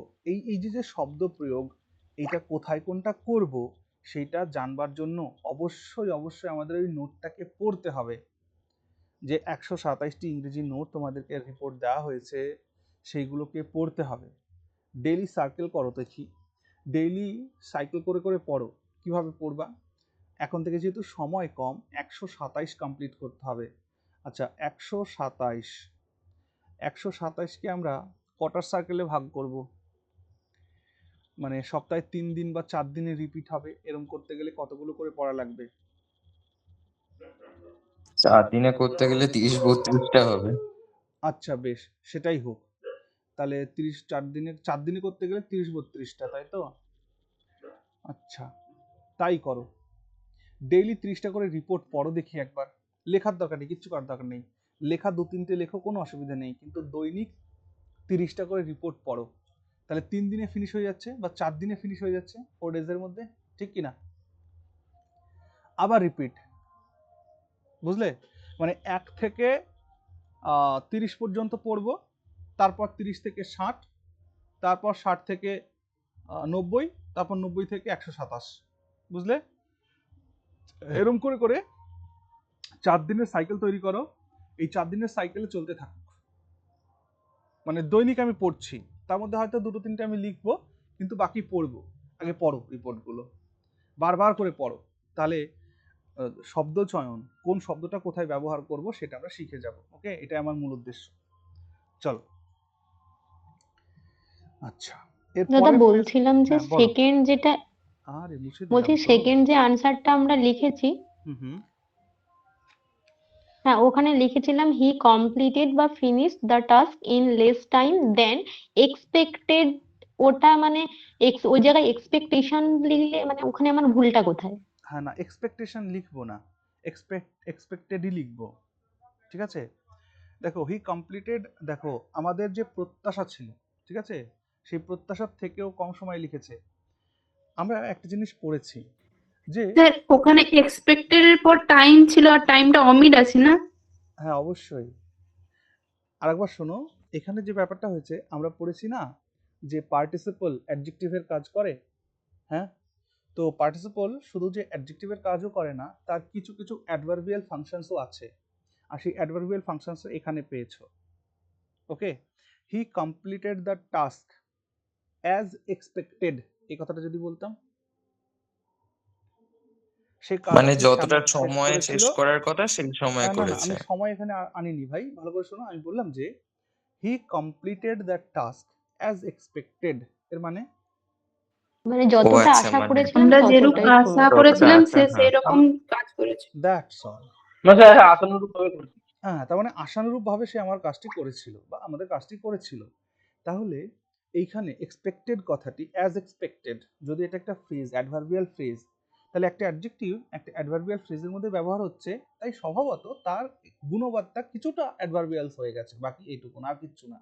এগুলো দেখো, যখন কোনো শব্দ একটা ফ্রেজের মধ্যে ব্যবহার হচ্ছে, মনে করো যে একটা অ্যাডজেক্টিভ ফ্রেজের মধ্যে একটা নাউন আছে, সেই নাউনটাকে আমরা অ্যাডজেক্টিভ বলতে পারি না, সেটা তো সে পার্টস অফ স্পিচ দিক থেকে সে নাউন, কিন্তু সে যেখানে ব্যবহার হচ্ছে তার গোটা গ্রুপের সাথে, মানে ফ্রেজের সাথে, সেই ক্ষেত্রে সে টোটাল সবাইকে নিয়ে অ্যাডজেক্টিভের মতন কাজ করছে। বুঝলে কি বলতে চাইছি আমি? হ্যাঁ। ওকে, চলো তারপরের ভাগটা হ্যাঁ নেক্সট। হ্যাঁ বলো। স্যার, একটা কথা ছিল, বলো, বলছি বলো। কমপ্লিটেডের জায়গায় অ্যাকমপ্লিশড ইউজ করা যাবে না? হ্যাঁ করা যাবে, কিন্তু অ্যাকমপ্লিশটা না করাই ভালো, ঠিক আছে? করতে পারো, কোনো অসুবিধা নেই, কিন্তু কমপ্লিটেড শব্দ রয়েছে একটা সহজ শব্দ, ফিনিশ একটা সহজ শব্দ রয়েছে, এর মধ্যে অ্যাকমপ্লিশড কথাটা লেখার দরকার নেই। ওকে ওকে স্যার, ওকে ওকে। চলো, প্রেপোজিশনাল ফ্রেজ। দেখো, প্রেপোজিশনাল ফ্রেজকে বলা হয় মাদার ফ্রেজ। এখন প্রেপোজিশনাল ফ্রেজকে কেন প্রেপোজিশনাল ফ্রেজ এটাকে মাদার ফ্রেজ বলা হয় এই কারণে, কারণ তোমরা এই যে এতক্ষণ দেখো নাউন ফ্রেজ পড়েছো, অ্যাডজেক্টিভ ফ্রেজ পড়েছো, অ্যাডভার্বিয়াল ফ্রেজ পড়েছো, দেখো তো প্রত্যেকটা ফ্রেজেই স্টার্টিং এই বা কোথাও না কোথাও এই প্রেপোজিশনাল ফ্রেজ আছে কিনা? মানে প্রেপোজিশনাল ফ্রেজ না সব জায়গায় কাজে লাগে, সব জায়গাতে, কিন্তু যেখানে এটি প্রেপোজিশনের কাজ করবে তখনই এটা প্রেপোজিশনাল ফ্রেজ, বাকি আদারওয়াইজ সব জায়গায় যে কোনো জায়গায় যা খুশি কাজ করতে পারে। বুঝতে পারছো? এর কনসেপ্টটা কি? একটা প্রেপোজিশনাল ফ্রেজ অবশ্যই একটা প্রেপোজিশন দিয়ে শুরু হবে, এবং এটি শেষ হবে তার অবজেক্টকে দিয়ে। ওকে, এবং সেই জায়গায় কোনো নাউন থাকতে পারে বা প্রোনাউন থাকতে পারে। ওকে, নাও এটা অ্যাকচুয়ালি একটা রিলেশনশিপকে দেখায়। কিসের রিলেশনশিপ? প্লেসের হতে পারে, টাইমের হতে পারে, কোনো কজ হতে পারে, কোনো পজেশন হতে পারে, ম্যানার হতে পারে, এই সমস্ত কিছু রিলেশন এই প্রেপোজিশনাল ফ্রেজটা শো করে। ওকে, একবার শোনো ব্যাপারটা কি। আচ্ছা আগে লেখো, লেখো যে আ প্রেপোজিশনাল ফ্রেজ, আ প্রেপোজিশনাল ফ্রেজ, আ প্রেপোজিশনাল ফ্রেজ কি বললাম জানো? হ্যাঁ, starts with a preposition। তাহলে a prepositional phrase starts with a preposition and ends with its object, and ends with its object। আমি দেখলাম কারো কারো লেখার মধ্যে ইটস লেখার জন্য আইটি দিয়ে এরকম লিখেছো, মানে এস জোড়ালেই এইটা দিতে হয়। ছোটবেলা থেকে এটা শিখেছো? এইটা না তো, মানে এস জোড়াতে গিয়ে এরকম দিব না আমরা, ঠিক আছে? এটা দেওয়া বড় ভুল। ওটা ওটা মানে ইট ইজ। It is বা it has. এটার মানে হচ্ছে It is or it has. Okay, so It is. এটা লিখবো না। ইটস মানে আইটিএস, ইহার, এটির, ইহার। Okay, positive. তাহলে a prepositional phrase starts with a preposition and ends with its object. Okay, এটা গেল। আর এটা বললাম যে এটা একটা ইট শোজ, লেখো it shows relationship, it shows relationship. Okay, আমি তোমাদের একটা কথা বলছি, আমাদের এই পুরো নভেম্বর মাসটা আমরা গ্রামার, রাইটিংস পাশাপাশি নিয়ে চলবো। ডিসেম্বর মাসটাতে আমরা কোনো গ্রামার পড়বো না। ডিসেম্বর মাসটাতে ফুল ফোকাস আমাদের রাইটিংসের উপরে থাকবে, ঠিক আছে? সেখানে প্রত্যেক দিনের ক্লাসে কোনো দিন রিপোর্ট নিয়ে আলোচনা হবে, কোনো দিন প্রেসিস নিয়ে আলোচনা হবে, কোনো দিন ট্রান্সলেশন নিয়ে আলোচনা হবে। হ্যাঁ, সো আমাদের এই একটা মাস যেহেতু আমরা খুব কম সময় পেয়েছি, তাই এই একটা মাস আমরা লার্নিং প্রসেসেই থাকবো, অর্থাৎ গ্রামারের সাথে মিশিয়ে মিশিয়ে লেখা প্র্যাকটিস করব, ঠিক আছে? ইট শোজ রিলেশনশিপ অফ কিসের? প্লেসের বা টাইমের বা কোনো কজের, ওকে, বা কোনো পজেশনের। পজেশন মানে বোঝো তো, অধিকার, অধিকার করে থাকা। তারপর কোনো ম্যানারের, হ্যাঁ, এটসেট্রা, এরকম আরও আছে, বলা যেতে পারে। সাধারণত যে স্ট্রাকচার তোমরা খেয়াল করবা সেটা হচ্ছে প্রেপোজিশন দিয়ে শুরু হবে, প্রেপোজিশন দিয়ে শুরু হবে, তারপর কোনো নাউন বা প্রোনাউন থাকবে, নাউন প্রোনাউন থাকবে, তারপর গিয়ে তার অবজেক্ট, মানে প্রেপোজিশন দিয়ে শুরু হচ্ছে, তারপর তার অবজেক্ট পেয়ে গেছো, এবং তারপর কোনো মডিফায়ার্সও থাকতে পারে, ঠিক আছে? কোনো মডিফায়ার্স তোমরা খেয়াল করবা, যখনই নাউন বা প্রোনাউন বসছে তখনই কিছু না কিছু একটা মডিফায়ার্স লেখা হচ্ছে। হ্যাঁ, থাকতেই পারে, নাউন থাকলে তার মডিফায়ার্স সেখানে থাকবেই, এটা কোনো ব্যাপার না। ওকে, আচ্ছা, এবার এক্সাম্পল চলে আসো। এক্সাম্পল 1 2 3, সবাই লেখার জন্য প্রস্তুত? হ্যাঁ স্যার। লেখো, সংকীর্ণ গলির শেষ প্রান্তে থাকা বাড়িটি আমার মামার। সংকীর্ণ গলির শেষ প্রান্তে থাকা বাড়িটি আমার মামার।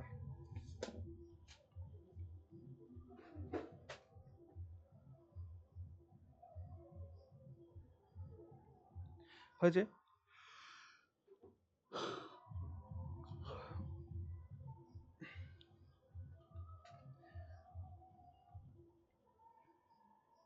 সংকীর্ণ গলির শেষ প্রান্তে থাকা বাড়িটি আমার মামার। Full stop. 2 নম্বর, পুরনো প্রাসাদের দেওয়ালের চিত্রটি, পুরনো প্রাসাদের দেওয়ালের চিত্রটি বিবর্ণ হয়ে গেছে। পুরনো প্রাসাদের দেওয়ালের চিত্রটি বিবর্ণ হয়ে গেছে। Full stop. আচ্ছা, ক্লাসে কজন আছো এখন? 49 জন মানে আপনাকে বাদ দিলে 48। আমাকে বাদ দিলে 48। ওকে, তো এই 48 জনের কাছে আমার একটা রিকোয়েস্ট যেটা আমি করলাম সেটা হচ্ছে যে আমাদের নোটসটার মধ্যে 127টি ইংলিশ রিপোর্টস আছে, 50টি প্রেসি আছে, 100টি ট্রান্সলেশন আছে, আর 80টি বেঙ্গলি প্রতিবেদন আছে। এই 48 জনই আমাকে এইটুকুন অ্যাশোর করো যে সাইকেলের কথা আমি বললাম সেই সাইকেলে পড়বে কিনা। হ্যাঁ স্যার হ্যাঁ স্যার, হ্যাঁ স্যার পড়বো। হ্যাঁ স্যার, একদম স্যার। হ্যাঁ স্যার, একদম স্যার অবশ্যই। আর যদি 5 দিনে শেষ 4 দিন শেষ 4 বারং 48, 12টা করে প্রেসিস দেখবে, কিচ্ছু করবে না, শুধু প্যাসেজটা পড়বে। স্যার আমি তো এই ক্লাসিকটা দেব না, তাই আমিও কি করবো ওটা? হ্যাঁ অবশ্যই করবে। তুমি শুধুমাত্র এই কিসের জন্য, মানে জাস্ট লার্নিং এর জন্য পড়ছো তো? হ্যাঁ স্যার, আমি জিএস ব্যাচেও অ্যাড আছি। ও আচ্ছা, ওকে, নো প্রবলেম। তুমি তাহলে অতটা না পড়ে অল্প পড়তে পারো, যাতে তোমার অন্য পড়াটা হ্যাম্পার না হয়, ঠিক আছে? আর দাদা আমি মাঠ কমপ্লিট করতে পারলে পড়বো নাকি? Okay sir. না, এটা তোমাদের লাগবে তো, বিসিএস এ তো লাগবে এটা। দেখো বিসিএস এর ক্ষেত্রে একটা কথা বলি, বিসিএস এর ক্ষেত্রে বাংলা আর ইংলিশ পেপারটা, হ্যাঁ, 200 মার্কস 200 মার্কস মানে 400 মার্কস, বুঝতে পারছো? আর চাকরি পায় কিন্তু ছেলে মেয়েরা এই 500 মানে 550 প্লাস হলেই একটা চান্স তৈরি হয়ে যায়, বুঝতে পারছো কি বলেছি? তাহলে 6টা সাবজেক্ট, সেই জায়গা থেকে এই ইংরেজি বাংলাটা যদি আমাদের, বাংলাটা তো আমাদের সহজ আছে, বাংলাটা আমাদের মাতৃভাষা, ওটাকে আমরা একটু কালটিভেট করলেই পেরে যাব। সেক্ষেত্রে ইংরেজিটা একটুখানি ভালো করে বাড়াতে পারলেই 400 মার্কের মধ্যে থেকে যদি 350 অ্যাকোয়ার করা যায় না কোনোভাবে, তবে তো মজাটা আসবে, বুঝতে পারলে? তো 350 এখানে কিন্তু ভালো মার্ক। আমি একটা বলছিলাম যে আমি তো নতুন। হ্যাঁ বলো। হ্যাঁ, আজকের আমি তো ক্লাসে নতুন, তুমি তো আমার নতুন কাছে তো? কোনো কিছুই নেই। ও, আজকের ক্লাসে তুমি হ্যাঁ আমি নতুন? নতুন। আচ্ছা, আমি গতকাল জয়েন করেছি আপনার এসে। ও আমি গ্রুপে তোমাদের দিয়ে দিয়েছি না নোটটা? আমি তো দৈনিকই দেখো নোটটা দিতে থাকি। হ্যাঁ স্যার, গ্রুপ আমি তো দাঁড়াও আমি একবার চেক করি, আমি তো দৈনিকই গ্রুপে দিতে থাকি, এবার দেখে নিই। এখানে ক্লাস চলছে অথচ 9:49 গ্রুপে ডিসকাশন চলছে, নোট প্রবলেম। এক মিনিট দাঁড়াও, লেট মি চেক।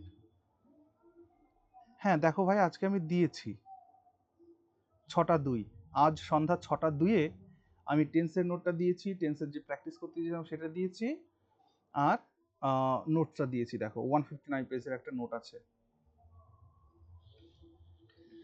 হ্যাঁ ডাউনলোড করে নেবে। কোন গ্রুপে? আমি শুধু আপনার হোয়াটসঅ্যাপ গ্রুপেই আছি। হ্যাঁ হোয়াটসঅ্যাপ গ্রুপে, আমি শুধু আপনার হোয়াটসঅ্যাপ গ্রুপেই আছি, যেটাতে আপনি অ্যাড করেছেন, আমি ওখান থেকে ক্লাসটা পেয়েছি। হ্যাঁ সেটাই, ওই গ্রুপেই তো আর দিয়েছি। অন্য কোনো গ্রুপে আমি নেই। অন্য কোনো গ্রুপে থাকতে হবে না তো, ডেসক্রিপটিভ গ্রুপে একটাই আছে। ওকে, আচ্ছা চলো তাহলে প্রেপোজিশন, নাউন প্রোনাউন, মডিফায়ার্স। আচ্ছা কি বলছিলাম যেন, এটা এক্সাম্পল বলছিলাম, চলো। হ্যাঁ স্যার। পুরনো প্রাসাদের দেওয়ালের চিত্রটি বিবর্ণ হয়ে গেছে। তারপরটা লেখো, সে একজন অভিজ্ঞ নেতার আত্মবিশ্বাসে কথা বলেছিল।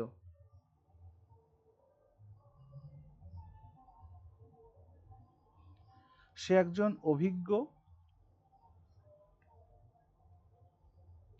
নেতার আত্মবিশ্বাসে কথা বলেছিল। সে একজন অভিজ্ঞ নেতার আত্মবিশ্বাসে কথা বলেছিল।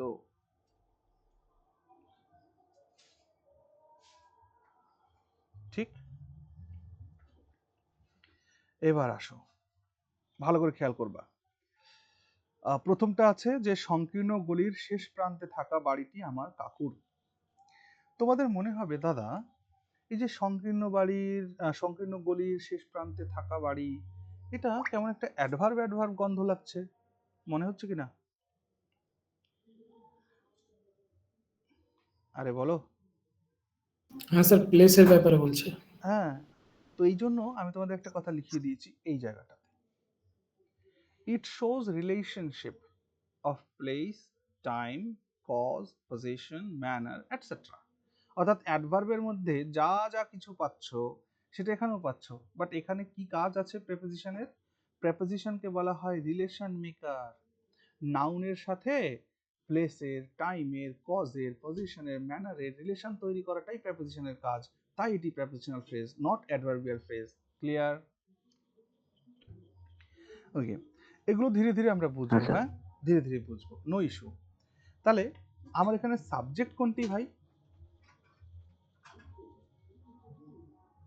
The house. The house. The house. Very the house, the house. Verb কোনটা?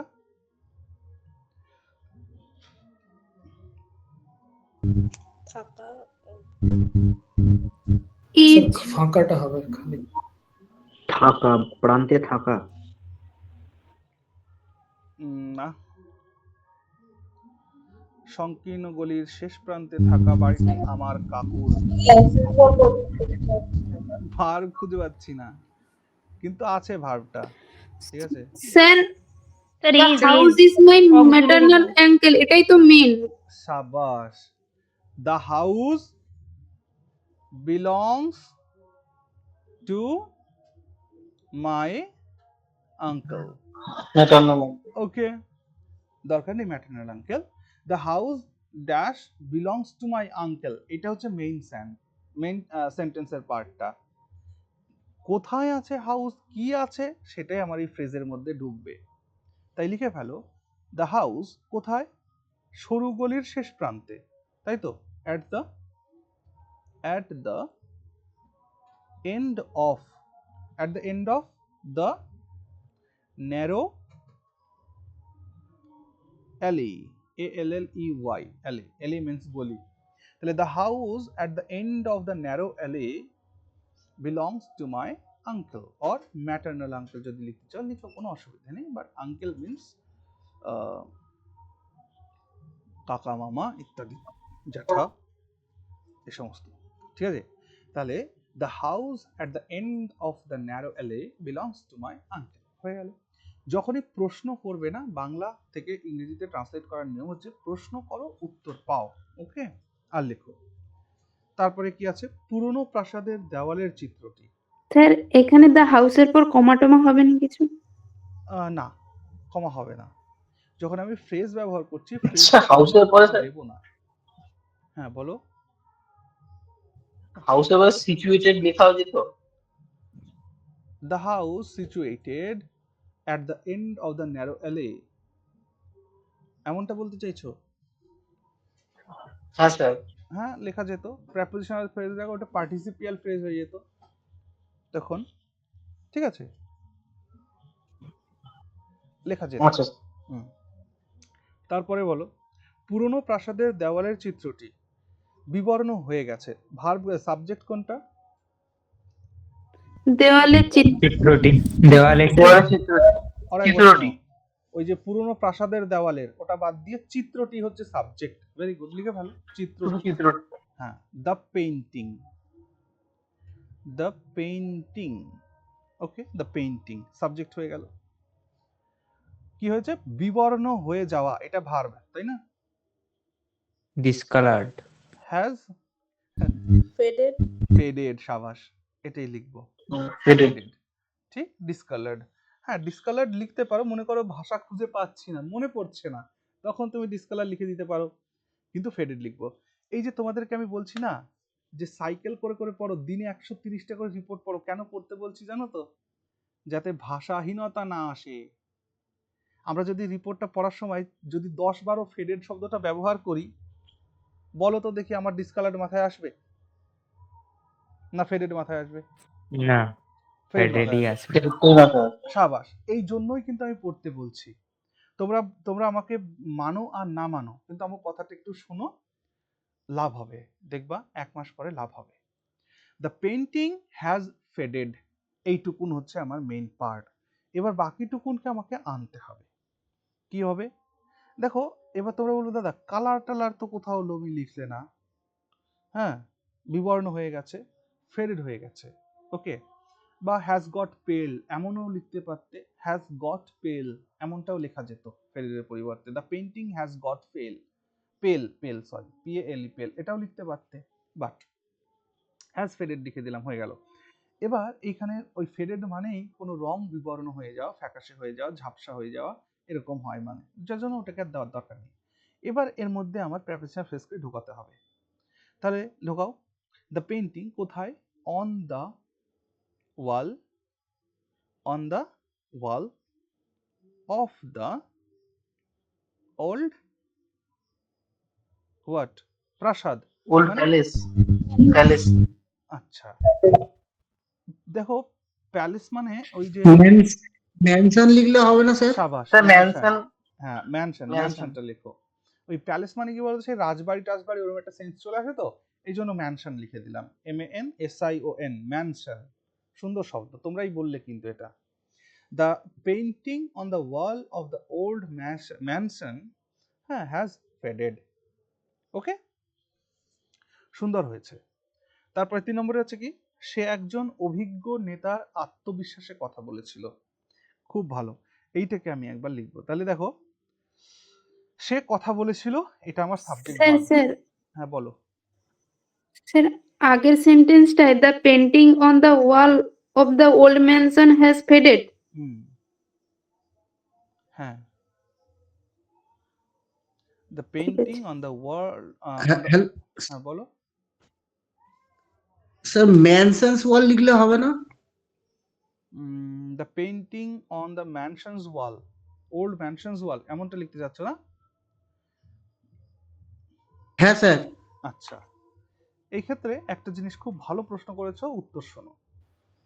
স্যার ম্যানশনস ওয়াল তো পসিবল না, বলছে অনলি তো হিউম্যান বিংস এর ক্ষেত্রে অ্যাপোস্ট্রফি ইজ দ্য ম্যান। সাবাস, একদমই তাই। মনে রাখবা যখন আমরা পজিটিভ কেস করি, ঠিক আছে, পজিটিভ কেস অফ নাউন, এই পজিটিভ কেস অফ নাউন করার সময় আমাদের খুব সতর্ক থাকতে হবে। কি সতর্ক থাকতে হবে? আমরা অ্যাপোস্ট্রফ এস, ওকে সরি অ্যাপোস্ট্রফ এস এটা বসাতে পারবো এই নাউনের পরে যদি এই নাউনটা পার্সোনাল নাউন হয়, মানে হিউম্যান বিং হয়, হিউম্যান বিং। হ্যাঁ স্যার, জীবন মনে পড়েছে স্যার, মনে পড়েছে, লাইভ লাইভ জিনিসের সাথে এটা ওকে, মনে। হিউম্যান বিং অর অ্যালাইভ যদি হয় তবে এটাকে করব, হ্যাঁ আদারওয়াইজ করব না, ঠিক আছে। তাহলে আমি এখানে লিখতে পারি রামস ফাদার, যেটার অর্থ দাঁড়ায় কি, father of Ram, father of Ram. Okay, এবার আমি যদি বলি যে টেবলস লেগ, টেবলস লেগস, এটা মানে legs of, Legs of a table. এইটা সঠিক, এইটা লিখবো না। ওকে, টেবলস লেগস। ঠিক তেমনি করে ম্যানশন, তার জীবন নেই, সে জীবিত না, যার জন্য তার জন্য আমরা এই পজিটিভ কেস অফ নাউন করার সময় অ্যাপোস্ট্রফ এস ইউজ করব না। ওকে, আরেকটা কথা শুনে রাখো, লেখার মধ্যে প্রপার নাউন, প্রপার নাউন, এই প্রপার নাউনের অ্যাপোস্ট্রফ এস ইউজ করে পজিটিভ কেসটা করা শ্রেয়, অন্যদের ক্ষেত্রে শ্রেয় নয়। ওকে, কি বলেছি? প্রপার নাউনের ক্ষেত্রে শ্রেয়, অন্যটার ক্ষেত্রে শ্রেয় নয়। হ্যাঁ, আঙ্কেলস হাউস, এইটা লেখাটা যতটা না শ্রেয়, house house of my uncle বা house of his uncle, her uncle, এটা লেখা অনেক বেশি শ্রেয়। মনে থাকবে কথাটা, মানে নাউনের পজিটিভ কেস আমরা ব্যবহার করার সময় অ্যাপোস্ট্রফ এস এর ব্যবহার যত পারবো কমানোর চেষ্টা করব, তবে আমাদের অভ্যাস ঠিক হয়ে যাবে। ওকে, ঠিক। হ্যাঁ দাদা। ওকে স্যার, ওকে। চলো, তাহলে সে কথা বলেছিল মানে হি স্পোক, হি স্পোক, সে কথা বলেছিল। কিভাবে সে কথা বলেছিল, মানে কেমন ভাবে সে কথা বলেছিল আর কি, হাউ, ম্যানার অ্যাডভার্ব ইউজ করতে হবে।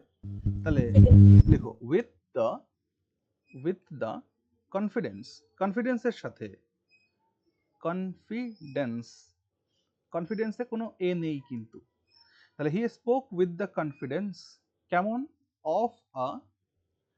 Of a dash leader. এবার তোমরা বলবে এখানে আমি কি লিখবো, অভিজ্ঞ স্যার নেতা, ভেটেরান হবে, ভেটেরান। অভিজ্ঞ নেতা। veteran leader, হ্যাঁ, ভেটারান লিডার বলছো, বেস্ট ভেটারান মেনে নিলাম। আর কে কি বলতে চাইছো? experienced leader, experienced, okay. As an experienced leader, হ্যাঁ, ওকে, ভেরি গুড। এক্সপেরিয়েন্সড হলো, ভেটারান হলো, আর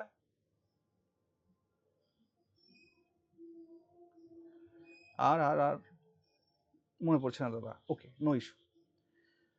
এখানে একটা শব্দ যেটা তোমরা বললে, আচ্ছা আরেকটু কিছু ভাবো দেখি, মনে পড়ানোর চেষ্টা করো তো দেখি।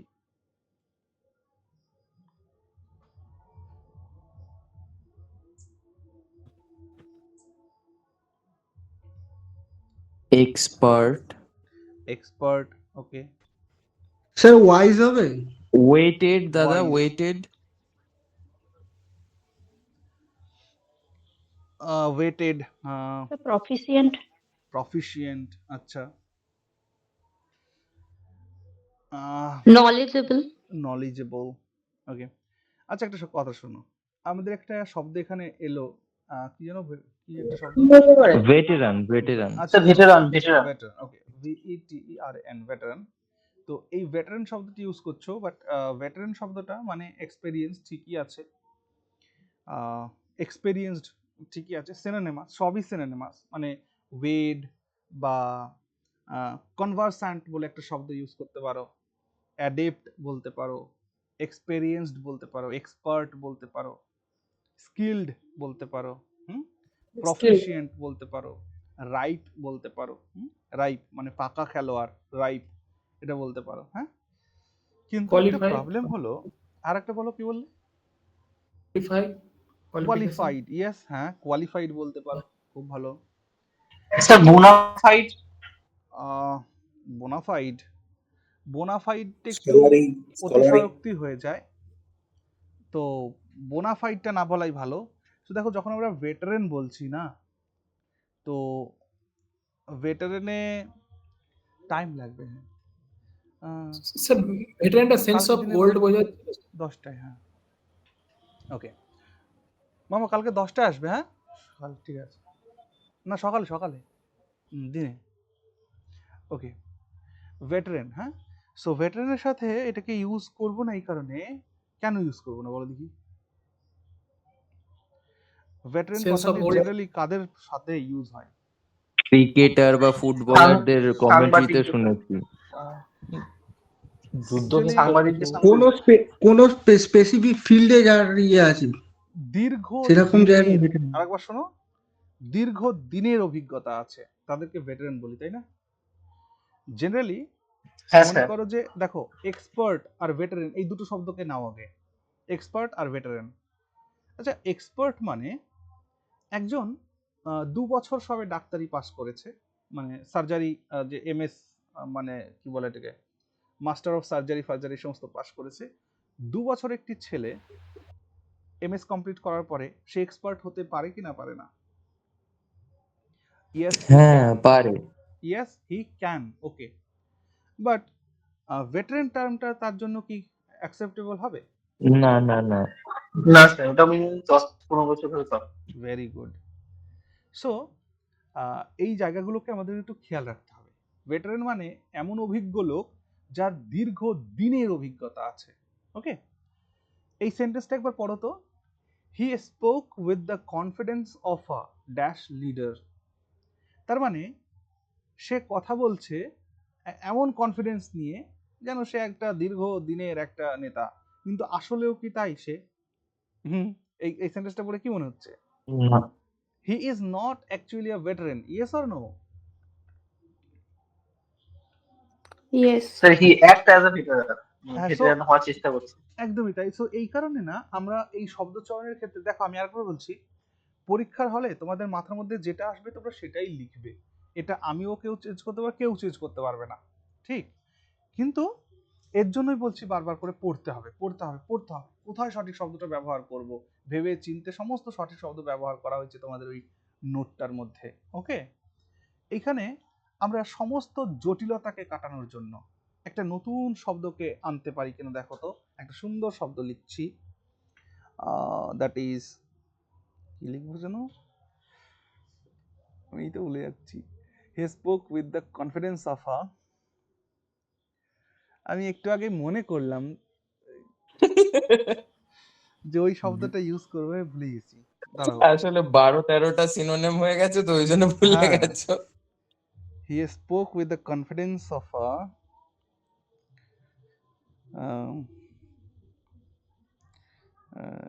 seasoned, ACASONED, बताओ तो।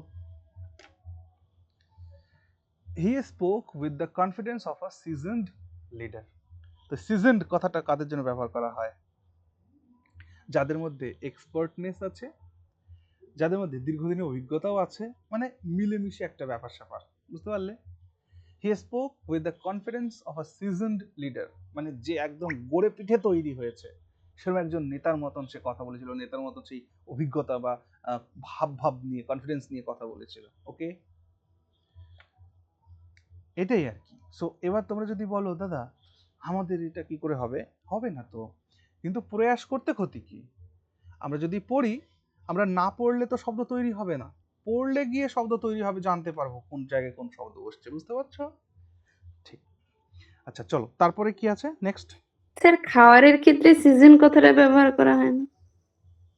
খাবারের ক্ষেত্রে ওই সিজনিং যেটা বলে, টপিং সিজনিং পিৎজাতে বলে। আর টেনিউরের ক্ষেত্রে ব্যবহার করে ফর ডিসক্রাইবিং। আচ্ছা, ওকে, নো ইস্যু। চলো এবার আমরা আজকে যে কটা করলাম এর উপরে আমি কিছু প্র্যাকটিস দেবো তোমাদের। সবাই খাতা বের করে ফেলো, লেখো। লেখো, মানব জাতির প্রতি গভীর ভালোবাসা তাকে মহান করেছে। মানব জাতির প্রতি গভীর ভালোবাসা তাকে মহান করেছে। আচ্ছা, আমাদের কি 5টা ফ্রেজ হয়েছে, মানে সবটা মিলিয়ে? নাউন করলাম, 4টে হয়েছে। অ্যাডজেক্টিভ করলাম, হ্যাঁ আগের দিন হয়েছিল নাউনটা, হ্যাঁ স্যার নাউন 5টা করলাম, হয়ে গেছে। অ্যাডজেক্টিভ করলাম, তারপর কি করলাম? অ্যাডভার্ব করলাম, অ্যাডভার্ব অ্যাডভার্ব প্রিপোজিশন। প্রেপোজিশন। কয়টা হলো তাহলে? 4টে। চারটে। আচ্ছা, ওকে। আচ্ছা, এরপর না আমি জেরান্ডাল আর ইনফিনিটিভ ফ্রেজ পড়াতে চাচ্ছিলাম, কিন্তু সেটা পড়াতে গেলে জেরান্ড আর ইনফিনিটিভের একটু আলোচনা করা লাগবে, ওই জন্য আজকে আর ওটাতে না ঢুকি, 10টা 19 বেজে গেছে যেহেতু, এই জন্য আমি এই যে 4টে করলাম এই 4টেরই বাড়ির কাজ দিয়ে দিই, এক্সাম্পলগুলো লেখো দেখি। লেখো, সবাই লেখার জন্য কি প্রস্তুত? হ্যাঁ হ্যাঁ দাদা লিখলাম তো একটা বাক্য। ও, কোনটা লিখলে বলো? মানব জাতির প্রতি গভীর ভালোবাসা তাকে মহান করেছে। বাহ, মানব জাতির প্রতি গভীর ভালোবাসা তাকে মহান করেছে। তারপর লেখো, তার আত্মত্যাগের গল্প সবার মনে অনুপ্রেরণা। স্যার একই সাথে না, 2 নম্বর বাক্য। স্যার এই কন্টিনিউয়াস আছে 2 নম্বর বাক্য, না একটা বাক্য 1 2 3 4 করে লিখবে। হয়েছে? হ্যাঁ, তার আত্মত্যাগের গল্প সবার মনে অনুপ্রেরণা জাগায়, ইন্সপায়ার করে আর কি। তার আত্মত্যাগের গল্প সবার মনে অনুপ্রেরণা জাগায়। তার আত্মত্যাগের গল্প সবার মনে অনুপ্রেরণা জাগায়। তারপরে, একটি মহান উদ্দেশ্য পূরণের ইচ্ছা। একটি মহান উদ্দেশ্য পূরণের ইচ্ছা তাকে নির্ভীক করেছে। একটি মহান উদ্দেশ্য পূরণের ইচ্ছা তাকে নির্ভীক করেছে। Full stop. সাফল্যের জন্য তার প্রচন্ড আকাঙ্ক্ষা তাকে দিনরাত পরিশ্রমী করেছে।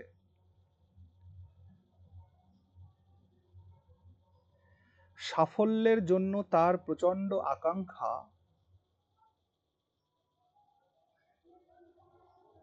তাকে দিনরাত পরিশ্রমী করেছে, বা তাকে দিনরাত কাজ করতে সাহায্য করেছে, এরকম একটা সেন্স।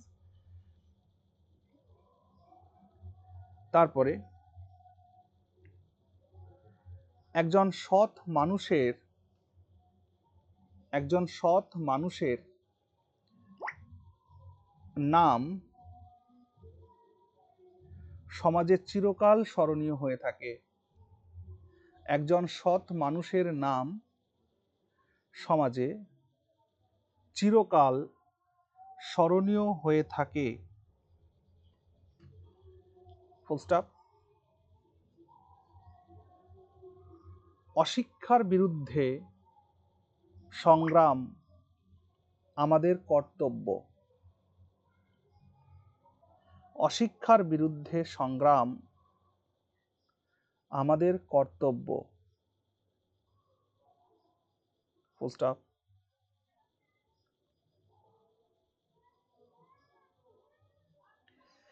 বলো তো দেখি, এই যে 5টা 6টা এক্সাম্পল লিখলাম, এটা কোন ফ্রেজ ব্যবহার করা হয়েছে?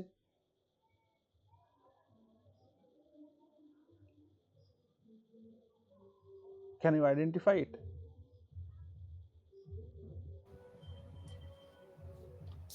Adjective phrase. লাস্টেরটা ধরেই চলো না, লাস্টের বাক্যটাই ধরো। Adjective, sir, অশিক্ষার adjective. বিরুদ্ধে, না ভুল বলছি আমরা, অশিক্ষার বিরুদ্ধে সংগ্রাম আমাদের কর্তব্য। হ্যাঁ, যাই হোক, অশিক্ষার বিরুদ্ধে সংগ্রাম আমাদের কর্তব্য। অশিক্ষার বিরুদ্ধে সংগ্রাম ইংরেজি কি? The fight It is our against responsibility. the fight against illiteracy. Illiteracy is our The responsibility. fight against illiteracy is our responsibility or is our duty. Yes or no? তাহলে is এর আগে যে পার্টটা পুরোটা বসালে সেই পুরোটা কোন ফ্রেজ হবে? The opposite phrase. Noun phrase. Noun Subject এর phrase. কাছে বসছে না? is হলো verb, is our duty বা is our কি বলে রেসপন্সিবিলিটি। তো is তো সাবজেক্ট, ভার্ব, তার আগে যেটা বসালে সাবজেক্ট হলো তো নাউন ফ্রেজ হলো, তাই না? এই যে যতগুলো লিখেছো প্রত্যেক কটা নাউন ফ্রেজের এক্সাম্পল আছে। তারপরে অ্যাডজেক্টিভ ফ্রেজের এক্সাম্পল নাও। অ্যাডজেক্টিভ ফ্রেজের এক্সাম্পল নাও। লেখো, আমি দেখেছি একজন মানুষকে যার মুখে অনন্ত বেদনা। আমি দেখেছি একজন মানুষকে যার মুখে অনন্ত বেদনা।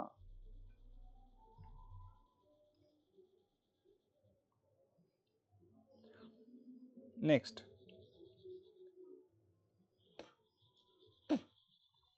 সে এমন একটি বাড়িতে থাকে যেখানে আলো বাতাসের অভাব নেই।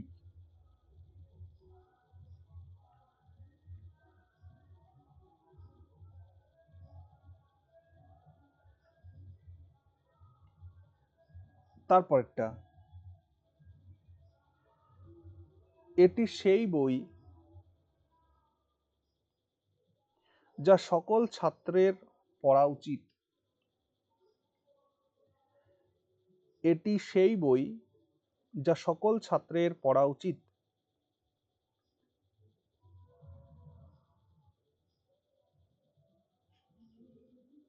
কয়টা হলো? 10টা হয়েছে? 9টা। 9টা।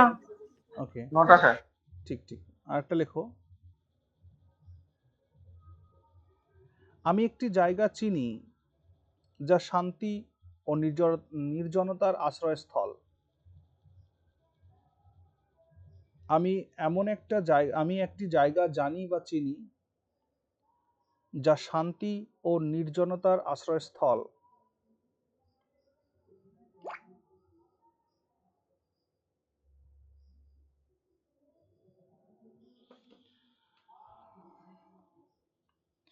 দশটা হয়েছে? Sir Yes, 8 sir. নম্বর হ্যাঁ, স্যার। বলুন। 8 নম্বরটা কি ছিল একটু শুরুর দিকে বলো। সে এমন একটি বাড়িতে থাকে যেখানে আলো বাতাসের অভাব নেই। বাতাসের অভাব নেই। সে এমন একটি বাড়িতে থাকে যেখানে আলো বাতাসের অভাব নেই। ঠিক, এই 10টাকে করো দেখি। নেক্সট ক্লাসে আমি এটা শুনবো, ঠিক আছে? ঠিক আছে দাদা, গুড নাইট। একবার বলি স্যার নেক্সট ক্লাস কাল কখন হবে? নেক্সট ক্লাস মানে কালকে তোমাদের ক্লাস হলে 8:30 টাইম, ঠিক আছে? আচ্ছা 8:30 আমরা যেটা পড়বো সেটা হচ্ছে প্রেসিস। ওকে, আজকে যেটা হলো এটাকে আমরা আবার নেক্সট ক্লাস যেদিন হবে সেদিন করব। বাকি কালকের ক্লাসে আমি প্রেসিটা করে দেবো, কারণ প্রেসিটা না করলে তোমাদের প্র্যাকটিস করতে অসুবিধা হচ্ছে, আমি বুঝতে পারছি, ঠিক আছে? আর স্যার বললেন আজকে একটা প্রেসি দিয়ে দেবেন। সবচেয়ে কমপ্লিকেটেড। হ্যাঁ ঠিক ঠিক, আর আজকে একটা প্রেসি দিয়ে দেবো। ওকে, ভেরি গুড। আরেকটা কথা, তোমাদের একটা গুগল ফর্ম আমি এখানে দিচ্ছি, গুগল ফর্মটা সবাই একটু ফিল করে দেবে, তা না হলে আমি বুঝতে পারবো না তোমাদের এভালুয়েশন সত্যি সত্যি হচ্ছে কি না। ওকে, জাস্ট ওইটা আমার হাতে থাকলে আমি প্রতিদিনের প্রত্যেকটা মক টেস্টের মার্কটা লিখে রাখলে অন্তত মাসখানেক পরে গিয়ে বোঝা যাবে হ্যাঁ সত্যি সত্যি ইমপ্রুভ হলো কিনা। হ্যাঁ, একটা গুগল ফর্ম দেবো, সবাই এটাকে ফিল করো, ঠিক আছে? ঠিক আছে স্যার আমি তো এই পরীক্ষা